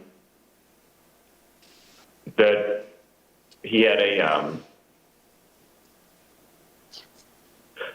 I don't want to get this wrong. Sort of something to the effect of thinking that it would be counterproductive. I think he thought to discuss the matter publicly. So it came up in the context of editing the president's speech on January the 6th? It just came up in the conversation where Eric knew it was in the speech, and so he had a sidebar with me about it. And so the speechwriters took that advice and removed the lines about Vice President Pence. And later that morning at 11:20 a.m., President Trump had a phone call with the vice president.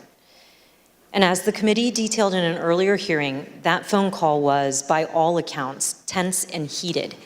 During this call, the vice president told the president that he would not attempt to change the outcome of the election. In response, the president called the vice president of the United States a wimp and other derogatory words. As you can see in this email, after Vice President Pence told President Trump that he would not unilaterally deliver him a second term in office, the speechwriters were directed to reinsert the Mike Pence lines. Here's how one of the speechwriters described President Trump's last-minute change to the speech. And as I recall, there was a very tough sentence about the vice president that was added. President Trump wanted to use his speech to attack Vice President Pence in front of a crowd of thousands of angry supporters who had been led to believe the election was stolen. When President Trump arrived at the Ellipse to deliver his speech, he was still worked up from his call with Vice President Pence. And although Ivanka Trump would not say so, her chief of staff gave the committee some insight into the president's frustration. It's been reported that you ultimately decided to attend the rally because you hoped that you would calm the president and keep the event on an even keel. Is that accurate? No, I don't know who said that or where that came from. What did she share with you about why it was concerning that her father was upset or agitated after that call with Vice President Pence in relation to the Ellipse rally? Why did that matter? Why did he have to be calmed down, I should say? Well, she shared that he had called the vice president a not an expletive word. I think that bothered her, and I think she could tell based on the conversations and what was going on in the office that he was angry and upset, and people were providing misinformation. And she felt like she might be able to help calm the situation down, at least before he went on to stage. The president did go on stage, and then he gave the speech that he wanted to give. It included the formal changes he had requested the night before and in that morning, but also many important last-minute ad-lib changes. A single scripted reference in the speech to Mike Pence became 8. A single scripted reference to rally-goers marching to the Capitol became 4, with President Trump ad-libbing that he would be joining the protesters at the Capitol. Added throughout his speech were references to fighting and the need for people to have courage and to be strong. The word peacefully was in the staff-written script and used only once. Here are some of these ad-lib changes that the president made to his speech. Because you'll never take back our country with weakness. You have to show strength and you have to be strong. So I hope Mike has the courage to do what he has to do. And I hope he doesn't listen to the rhinos and the stupid people that he's listening to. We fight like hell. And if you don't fight like hell, you're not going to have a country anymore. But we're going to try and give our Republicans, the weak ones, because the strong ones don't need any of our help. We're going to try and give them the kind of pride and boldness that they need to take back our country. So let's walk down Pennsylvania Avenue. White House counsel Pat Cipollone and his deputy did not attend the speech, and they were concerned that the statements in the speech about the election were false. In fact, The message that President Trump delivered that day was built on a foundation of lies. He lied to his supporters that the election was stolen. He stoked their anger. He called for them to fight for him. He directed them to the U.S. Capitol. He told them he would join them, and his supporters believed him, and many headed towards the Capitol. As a result, people died. People were injured. Many of his supporters' lives will never be the same. President Trump's former campaign manager, Brad Parscale, recognized the impact of the speech immediately. And this is what he said on January 6 in excerpts from text messages to Katrina Pearson. Mr. Parscale said, quote, "This is about Trump pushing for uncertainty in our country, a sitting president asking for civil war." And then when he said, "This week I feel guilty for helping him win," Katrina Pearson responded, "You did what you felt right at the time, and therefore it was right." Mr. Parscale added, "Yeah, but a woman is dead. And yeah, if I was Trump and I knew my rhetoric killed someone." When Ms. Pearson replied, "It wasn't the rhetoric," Mr. Parscale said, "Katrina, yes, it was." Thank you, Mr. Chairman. I yield back. Gentlelady yields back. We're joined today by Mr. Jason Van Tavenhove and Mr. Stephen Ayers. Mr. Tavenhove is an artist and journalist. He's a former spokesman of the Oath Keepers and a former close associate of Elmer Stewart Rhodes, the founder and president of the Oath Keepers, who has been charged with seditious conspiracy in relation to the Capitol attack. Mr. Van Tavenhove broke with the Oath Keepers and has since spoken out forcefully against the violent group. Mr. Ayers is a former supporter of President Trump. He answered the president's call to come to Washington, D.C. on January 6th. He marched to the Capitol on the president's orders. He pleaded guilty last month to disorderly and disruptive conduct at the Capitol. Mr. Ayers, who no longer supports President Trump, came forward voluntarily to share his story as a warning. I will now swear in our witnesses. The witnesses will please stand and raise their right hand. Do you swear or affirm under penalty of perjury that the testimony you're about to give is the truth, the whole truth, and nothing but the truth, so help you God? Thank you. You may be seated. Let the record reflect that the witnesses answered in the affirmative. I recognize myself for questions. Today, we've discussed how President Trump summoned an angry mob of supporters to Washington, D.C., many of whom came prepared to do battle against police and politicians alike.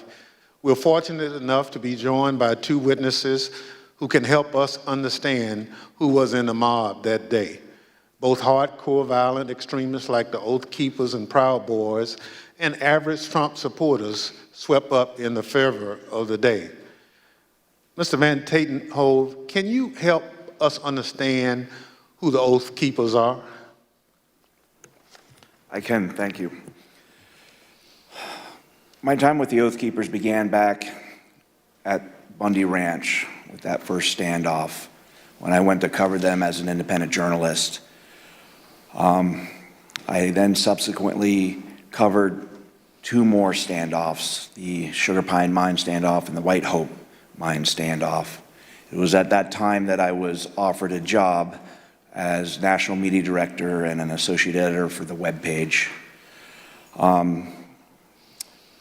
So I spent a few years with the Oath Keepers, and I can tell you that they may not like to call themselves a militia, but they are. They're a violent militia, and they are largely Stewart Rhodes. And I think, rather than try to use words, I think the best illustration for what the Oath Keepers are happened January 6th, when we saw that stacked military formation going up the stairs of our Capitol. I saw radicalization that started with my beginning of my time with them and continued over a period of time as the member base and who it was that Stewart Rhodes was courting drifted further and further right into the alt-right world, into white nationalists, and even straight up racists. And it came to a point where I could no longer continue to work for them. But the Oath Keepers are a dangerous militia that is in large part fed by the ego and drive of Stewart Rhodes, who at times seemed to see himself as this paramilitary leader. I think that drove a lot of it. So, in my opinion, the Oath Keepers are a very dangerous organization. Well, thank you very much. You've talked a little bit about that danger. So, what is the Oath Keepers' vision for America, and why should Americans be concerned about it? I think we saw a glimpse of what the vision of the Oath Keepers is on January 6th. It doesn't necessarily include the rule of law. It doesn't necessarily include, it includes violence. It includes trying to get their way through lies, through deceit, through intimidation, and through the perpetration of violence. The swaying of people who may not know better through lies and rhetoric and propaganda that can get swept up in these moments. And I'll admit I was swept up at one point as well too. But I don't know if that answers the question. Well, it does. And you talk about being swept up. So at what point did you break with the Oath Keepers? There came a point, there were many red flags, and I probably should have broke with them much earlier than I did. But the straw that broke the camel's back really came when I walked into a grocery store. We were living up in the very remote town of Eureka, Montana, and there was a group of core members of the group of the Oath Keepers and some associates, and they were having a conversation at that public area where they were talking about how the Holocaust was not real. And that was, for me, something I just could not abide. And, you know, we were not wealthy people at all. We were barely surviving, and it didn't matter. I went home to my wife and my kids, and I told them that I've got to walk away at this point. I don't know how we're going to survive or where we're going to go or what we're going to do, but I just can no longer continue, and put in my resignation. Thank you very much. Mr. Ayers, there were many people in the crowd that day, January 6th, including you, who were not part of an extremist group. I'd like to start by having you tell the American people a little bit about yourself. Can you tell us about your life before January 6th? Yeah, basically nothing but a family man and a working man. Worked at the company, a cabinet company up in Northeast Ohio for going on 20 years. You know, family's my life. I was a supervisor there, so that took up a lot of my other, a lot of my free time. Other than that, with my family, camping, playing basketball, playing games with my son. Just what any ordinary American citizen, family man would do. Yep, exactly. So this committee has reviewed thousands of hours of surveillance footage from January 6th. During this review, we identified you entering the Capitol as we see in this video. Mr. Ayers, why did you decide to come to Washington on January 6th? For me personally, I was, pretty hardcore into the social media, Facebook, Twitter, Instagram. I followed, President Trump, on all of the websites, he basically put out, come to Stop the Steal rally, and I felt like I needed to be down here. So you basically learned about the rally on social media and at some point made a decision to come to Washington. Yep. I had some friends I found out were coming down, and I just hopped on with them right at the tail end when I found out and came down here with them. Thank you very much. The chair recognizes the vice chair, Ms. Cheney of Wyoming, for any questions she may have. Thank you very much, Mr. Chairman. Mr. Ayers, when you entered the Capitol last year, did you believe that the election had been stolen? At that time, yeah. Everything that I was seeing online, I definitely believed that that's exactly what that was the case. And when you heard from President Trump that the election was stolen, how did that make you feel? Oh, I was very upset, as were most of his supporters. That's basically what got me to come down here. And do you still believe the election was stolen? Not so much now. I got away from all the social media when January 6th happened. Basically deleted it all. I started doing my own research and everything. And for me, for something like that to be that, for that to actually take place, it's too big. There's no way you can keep something like that quiet, as big as something like that.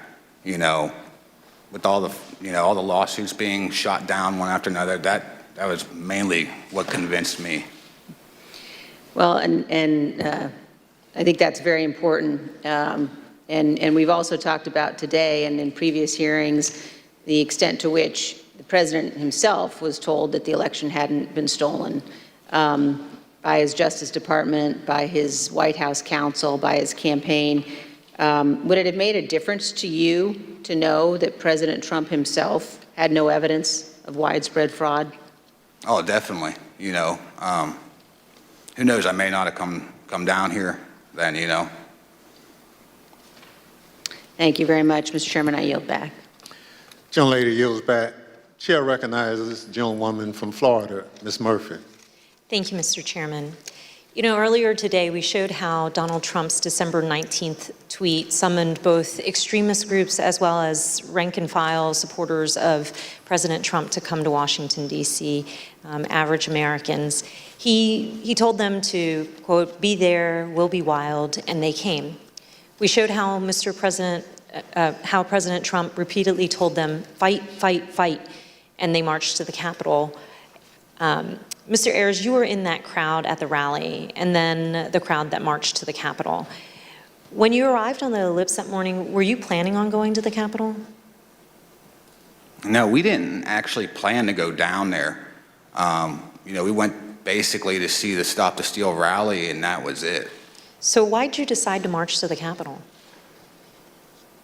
Well, basically, the president, got everybody riled up, told everybody to head on down. So we basically were just following what he said. After the president's speech, as you're marching down to the Capitol, how did you feel? I was, I'm angry, after everything that was basically said in the speech. A lot of the stuff he said, he already put out in tweets. I've already seen it and heard it before. So, I was already worked up, and so were most of the people there. So as you started marching, did you think there was still a chance the election would be overturned? Yeah, at that time I did, because everybody was kind of like in the hope that, Vice President Pence was not going to certify the election. Also the whole time on our way down there, we kept hearing about this big reveal I remember us talking about, and we kind of thought maybe that was it. So that hope was there. Did you think that the president would be marching with you?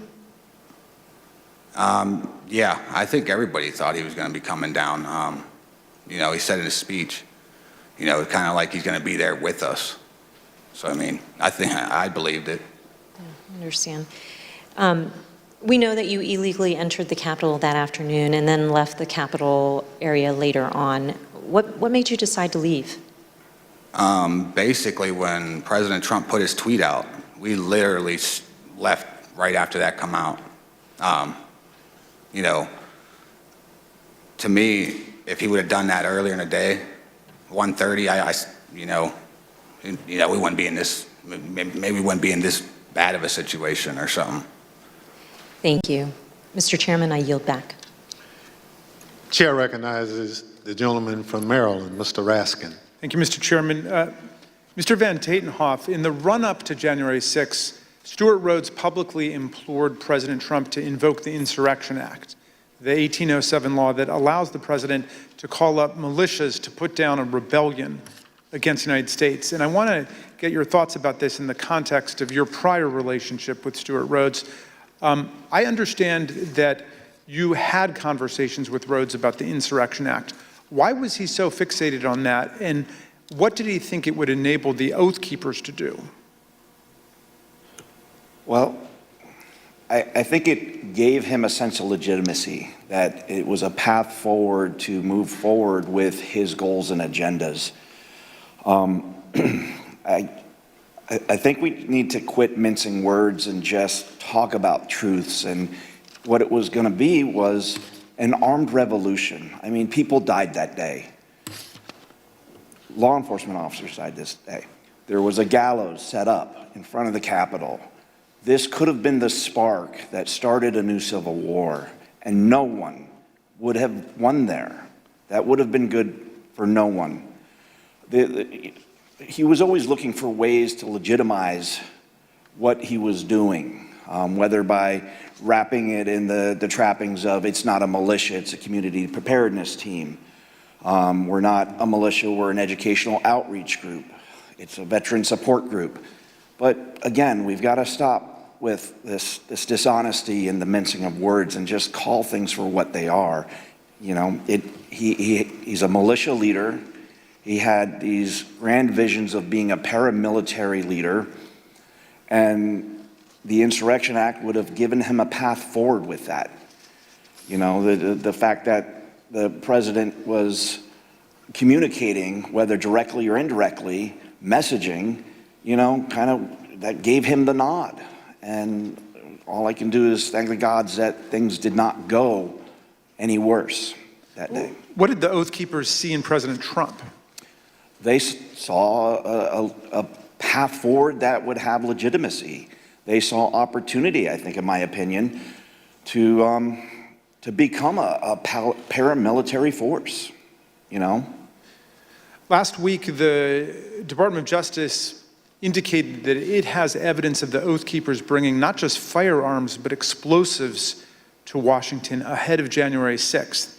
And the committee's also learned that Stewart Rhodes stopped to buy weapons on his way to Washington and shipped roughly $7,000 worth of tactical gear to a January 6th rally planner in Virginia before the attack. Did you ever hear Rhodes discuss committing violence against elected political leaders? Yeah, I mean, that went back from the very beginning of my tenure. One of the first assignments that he brought to me, wanting me to do as more of a graphic artist function, was to create a deck of cards. You may remember back to the conflict in the Middle East, where our own military created a deck of cards, which was a who's who of kind of the key players on the other side that they wanted to take out.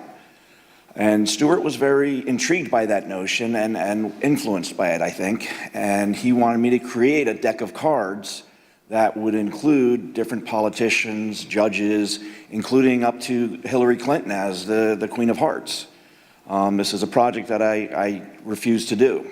But from the very start, we saw that. There was always the push for military training, including there were courses in that community that went over explosives training. So yeah, this all falls in line. Mr. Van Tatenhoff, you say in your very thoughtful written testimony that we received today that you fear what the next election cycle will bring, And you also say that we have been exceedingly lucky in that we have not seen more bloodshed so far. I wonder if you would elaborate on those two statements. I think as far as the luck goes, we've had the potential from Bundy Ranch on. I mean, being boots on the ground at these standoffs, and they were standoffs where there were firearms pointed across lines at federal law enforcement agencies, whatever it may be with that particular standoff. But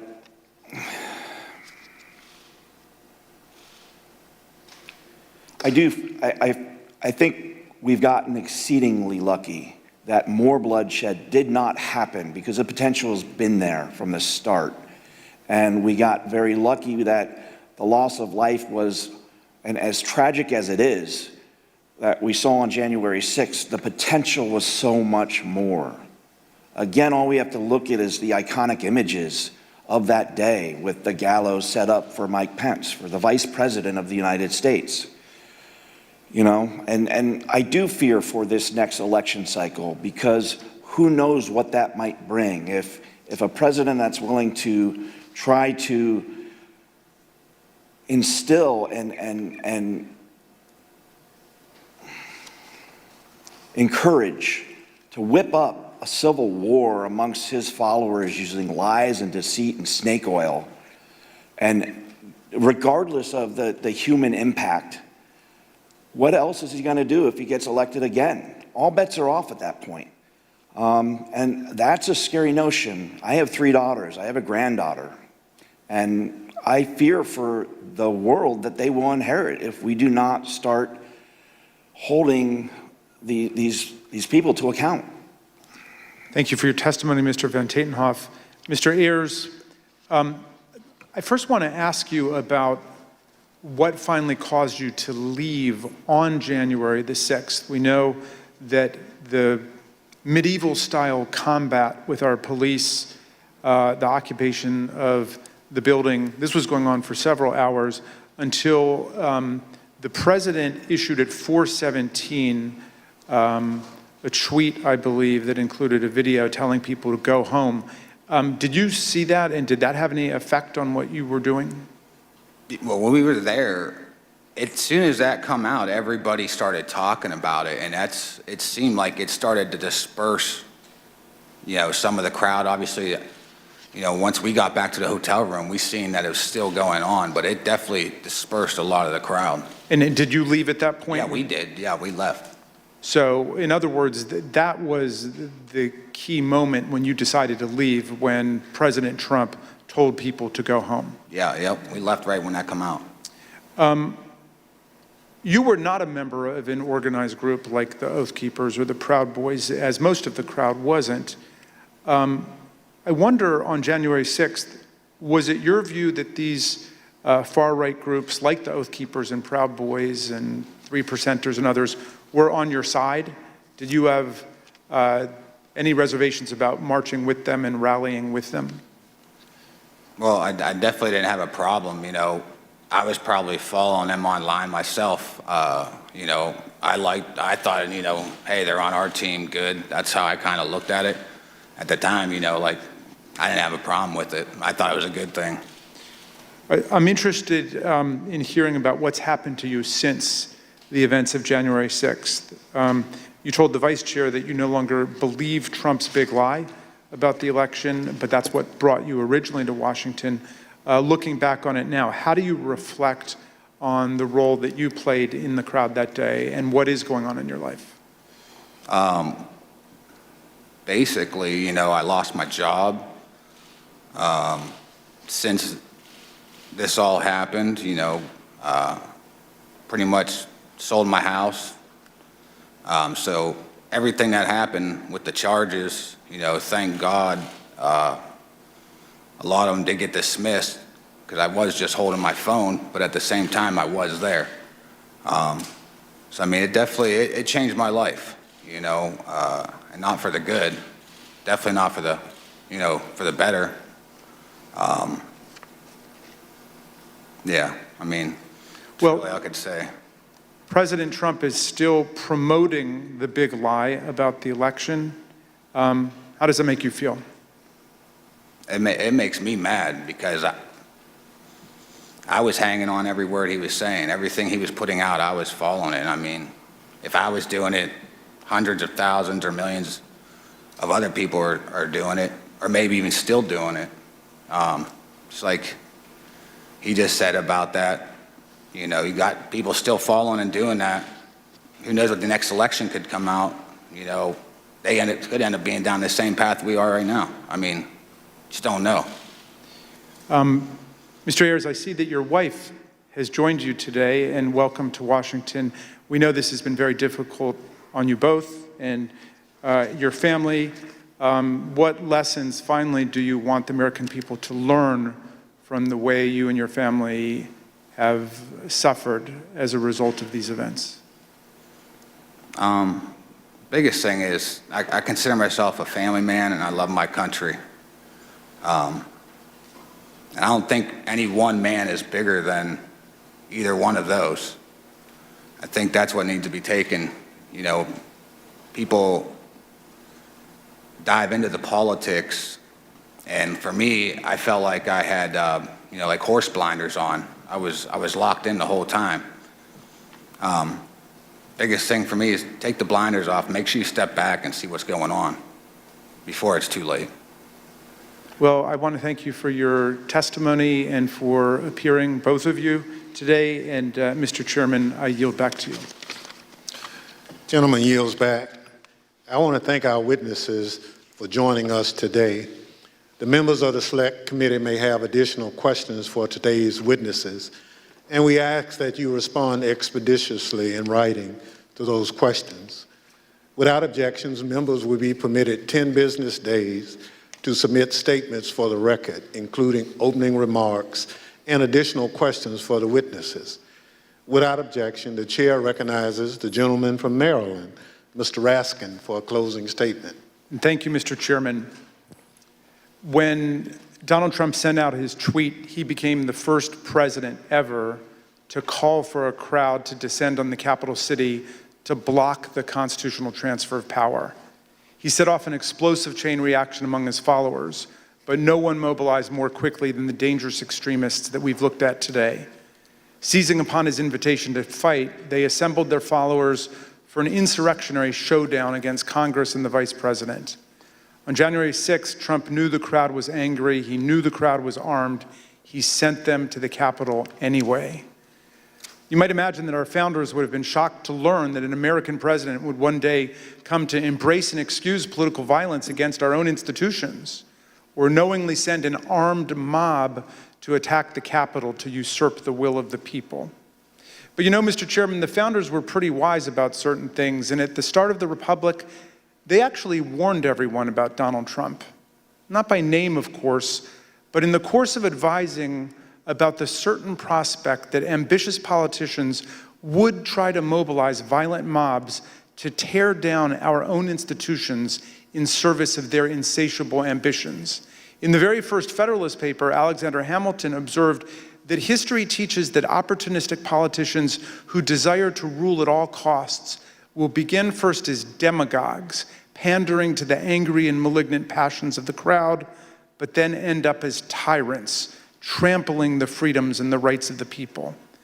A violent insurrection to overturn an election is not an abstract thing, as we've heard. Hundreds of people were bloodied, injured, and wounded in the process, including more than 150 police officers, some of them sitting in this room today. I want to give you an update on one officer who was badly wounded in the attack and is well known to the members of this committee because he testified before us last year. Sergeant Aquilino Gonell is an Army veteran who spent a year on active combat duty in the Iraq War and then 16 years on the Capitol Force. Nothing he ever saw in combat in Iraq, he has said, prepared him for the insurrection, where he was savagely beaten, punched, pushed, kicked, shoved, stomped, and sprayed with chemical irritants, along with other officers, by members of a mob carrying hammers, knives, batons, and police shields taken by force, and wielding the American flag against police officers as a dangerous weapon.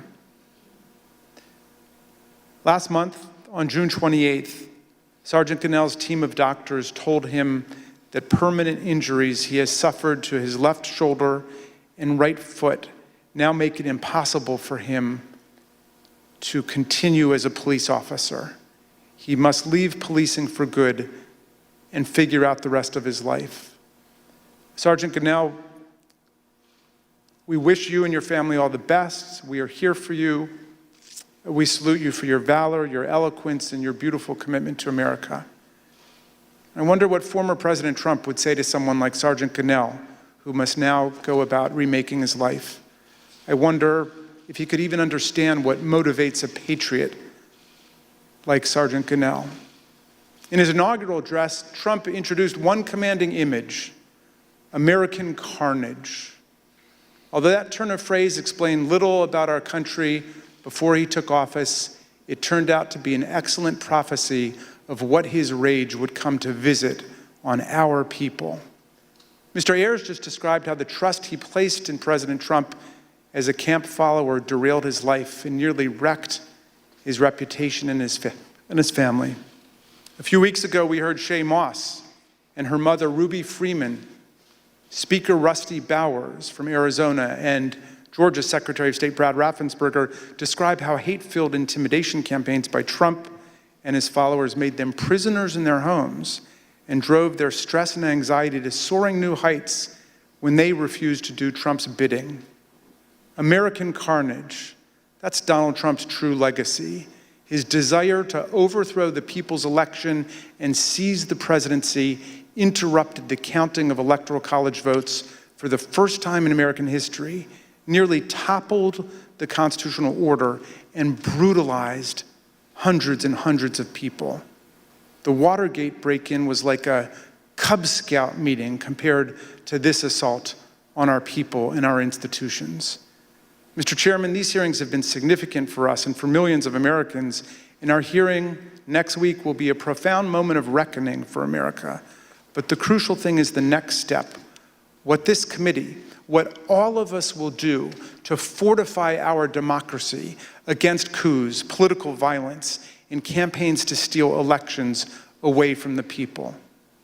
Unlike Mr. Ayers and Mr. Van Tatenhove, people who have recovered and evolved from their descent into the hell of fanaticism, Donald Trump has only expanded his big lie to cover January 6th itself. He asserts the insurrection was the real election, and the election was the real insurrection. He says his mob greeted our police officers on January 6th with hugs and kisses. He threatens to take one of America's two major political parties with him down the road to authoritarianism, and it is Abraham Lincoln's party, no less. The political scientists tell us that authoritarian parties have two essential features in common in history and around the world.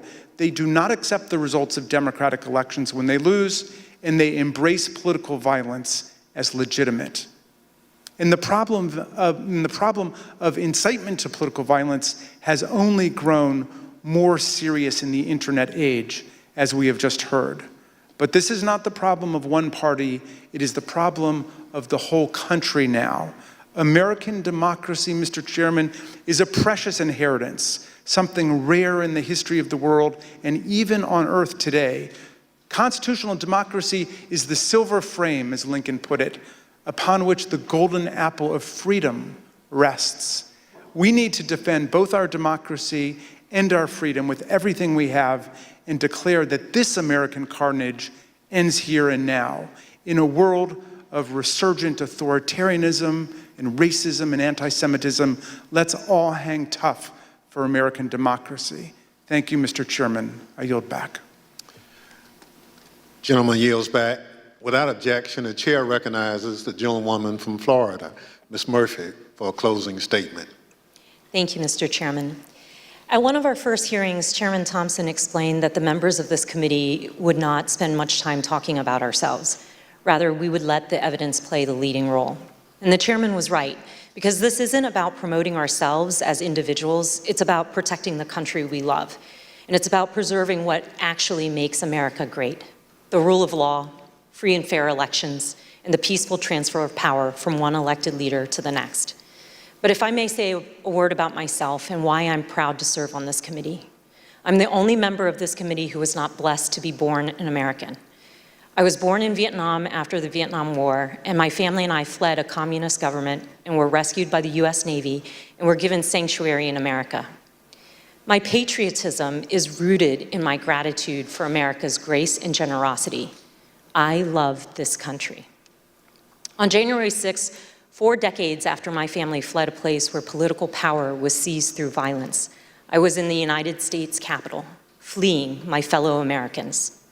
Members of the angry mob had been lied to by a president and the other powerful people who tried to convince them without evidence that the election had been stolen from them.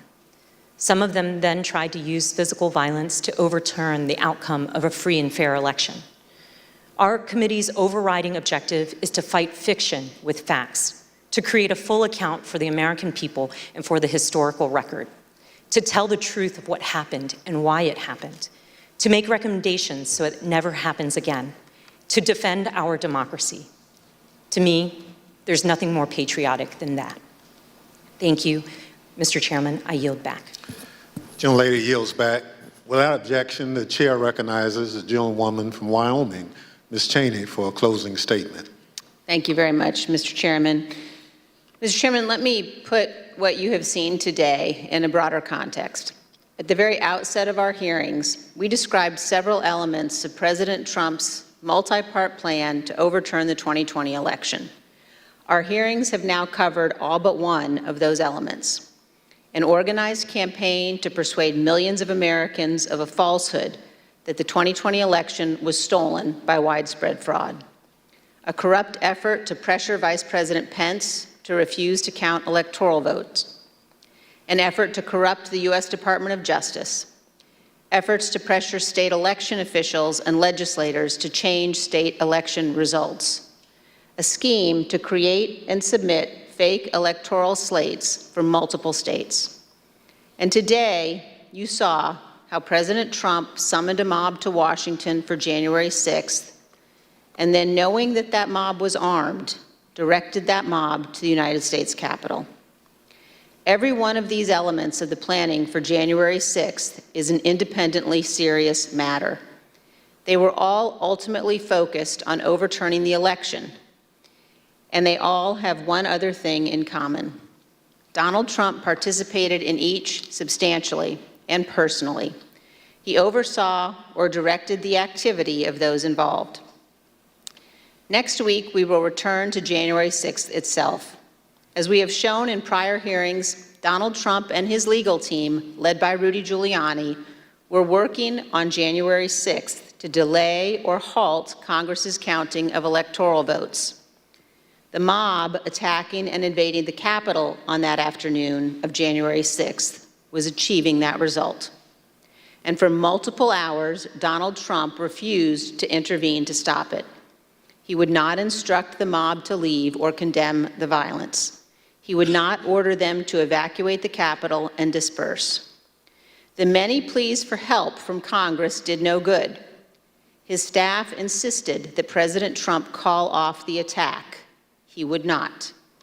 Here are a few of the many things you will hear next week from Mr. Cipollone. My question is exactly that. That it sounds like you, from the very onset of violence at the Capitol, right around 2 o'clock, were pushing for a strong statement that people should leave the Capitol. Is that right? I was, and others were as well. Was it necessary for you to continue to push for a statement directing people to leave all the way through that period of time until it was ultimately issued after? I felt it was my obligation to continue to push for that, and others felt it was their obligation as well. Would it have been possible at any moment for the president to walk down to the podium in the briefing room and talk to the nation at any time between when you first gave him that advice at 2 o'clock and 4:17 when the video statement went out? Would that have been possible? Would it have been possible? Yes. Well, yes, it would have been possible.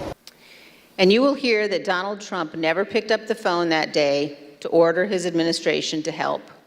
This is not ambiguous. He did not call the military. His Secretary of Defense received no order. He did not call his Attorney General. He did not talk to the Department of Homeland Security. Mike Pence did all of those things. Donald Trump did not. We will walk through the events of January 6th next week, minute by minute. And one more item. After our last hearing, President Trump tried to call a witness in our investigation, a witness you have not yet seen in these hearings. That person declined to answer or respond to President Trump's call and instead alerted their lawyer to the call. Their lawyer alerted us, and this committee has supplied that information to the Department of Justice. Let me say one more time, we will take any effort to influence witness testimony very seriously. Thank you, Mr. Chairman. I yield back. Thank you. The gentlelady yields back.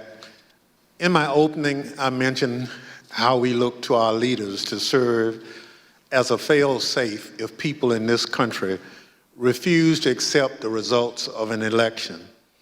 That's part of the way those in positions of public trust uphold their oath, how they show fidelity to the Constitution. In the run-up to January 6th, Donald Trump had an obligation to tell his supporters to accept the results of the election. Instead, he urged them to further along the path toward mob violence. The idea of mob violence makes me think of another sort of fail-safe. All across this country, there are different ideas about what role the federal government should play in our lives. In fact, up here on this dais, there are plenty of different ideas. But there are moments when the institutions of our federal government are the fail-safe. I am from a part of the country where, had it not been for the federal government and the Constitution, my parents and many more Americans like them would have continued to be treated as second-class citizens. The freedom to be able to vote without harassment, travel in relative safety, and dine and sleep where you choose is because we have a government that looks over the well-being of its citizens. This is especially important in moments of crisis. When we have a natural disaster that state governments can't handle on their own, when there's an emergency that requires action by our public health services or our military, we have a federal government. What happened on January 6, 2020 was another one of those moments in history that test the strength of our federal government. January 6th was an attack on our country. It was an attack on our democracy, on our Constitution. A sitting president with a violent mob trying to stop the peaceful transfer of power from one president to another. It still makes my blood boil to think of it. In a moment like that, what would you expect to see? You expect to see the President of the United States sitting behind a resolute desk in the Oval Office, assuring the American people that the attack would be repelled and the threat would be dealt with. You'd expect to be reassured that there was a fail-safe. Instead, the President of the United States sent the mob. He disregarded the advice of the people who had taken an oath to the Constitution. He oversaw a scheme aided by people whose loyalty was only to Donald Trump. There's nothing we can compare that to. There's nothing in our great nation's history that has ever come close to that sort of betrayal and dereliction. Thank goodness, our system of government held in spite of a commander-in-chief who worked in opposition to what the Constitution designed. When this committee reconvenes, we'll tell the story of that supreme dereliction by the commander-in-chief, how close we came to a catastrophe for our democracy, and how we remain in serious danger. The chair requests those in the hearing room remain seated until the Capitol Police have escorted witnesses and members from the room. Without objection, the committee stands adjourned.